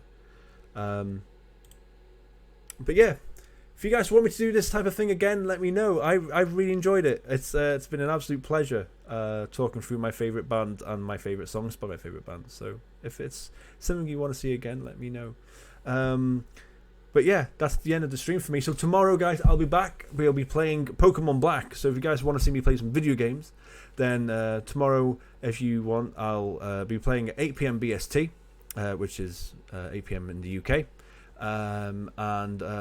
Give us a follow if you haven't already. But thank you so much to everyone who has followed. Thank you so much to everyone that has raided. So that is I Finished a Video Game and Hannah Twinkle. That's absolutely amazing from you both. So thank you so much. And I've had some bits as well from Growney, I think. So thanks for the bits. I think we should raid someone. Let me have a look. I don't really know who's on right now, but let's have a look. You know what? I've got a... okay. I've got a good choice here. I'm thinking... Hang on, let me flip that back so you actually can still see me and I can see me seeing me. There we go. Let's go raid... oh, thanks, Sling Bean. Sorry, just me seeing the messages. Thanks so much for supporting Sling Bean. And yes, I'll hopefully see you Saturday. Fingers crossed. Let's go and raid Rachel. Rachel is playing Evil Within 2. So let's give Rachel some love. She's a lovely lady. Playing a really good game. So let's give her a raid. Bloody hell. If I can spell. So Rachel, there we go. Yeah, I like the red light. I like the red lighting as well. So yeah, if you guys want to stay for the raid, that would be great. Give us a like, give us a follow, give us a subscribe. Well, you don't have to give me a subscribe, but give us a like and a follow on my socials. Give us a follow if you haven't already. make sure you give Matt a follow, give Beelzebub a follow, give Hannah Twinkle a follow. Follow each other as well. You've all been amazing. I've really enjoyed this stream, and you're all incredible. But I'm going to leave you in the very capable hands of Rachel. She's playing Evil Within 2. All the best. Much love. Take care. And see you hopefully tomorrow for some Pokemon Black at 8 p.m. Until then, bye-bye.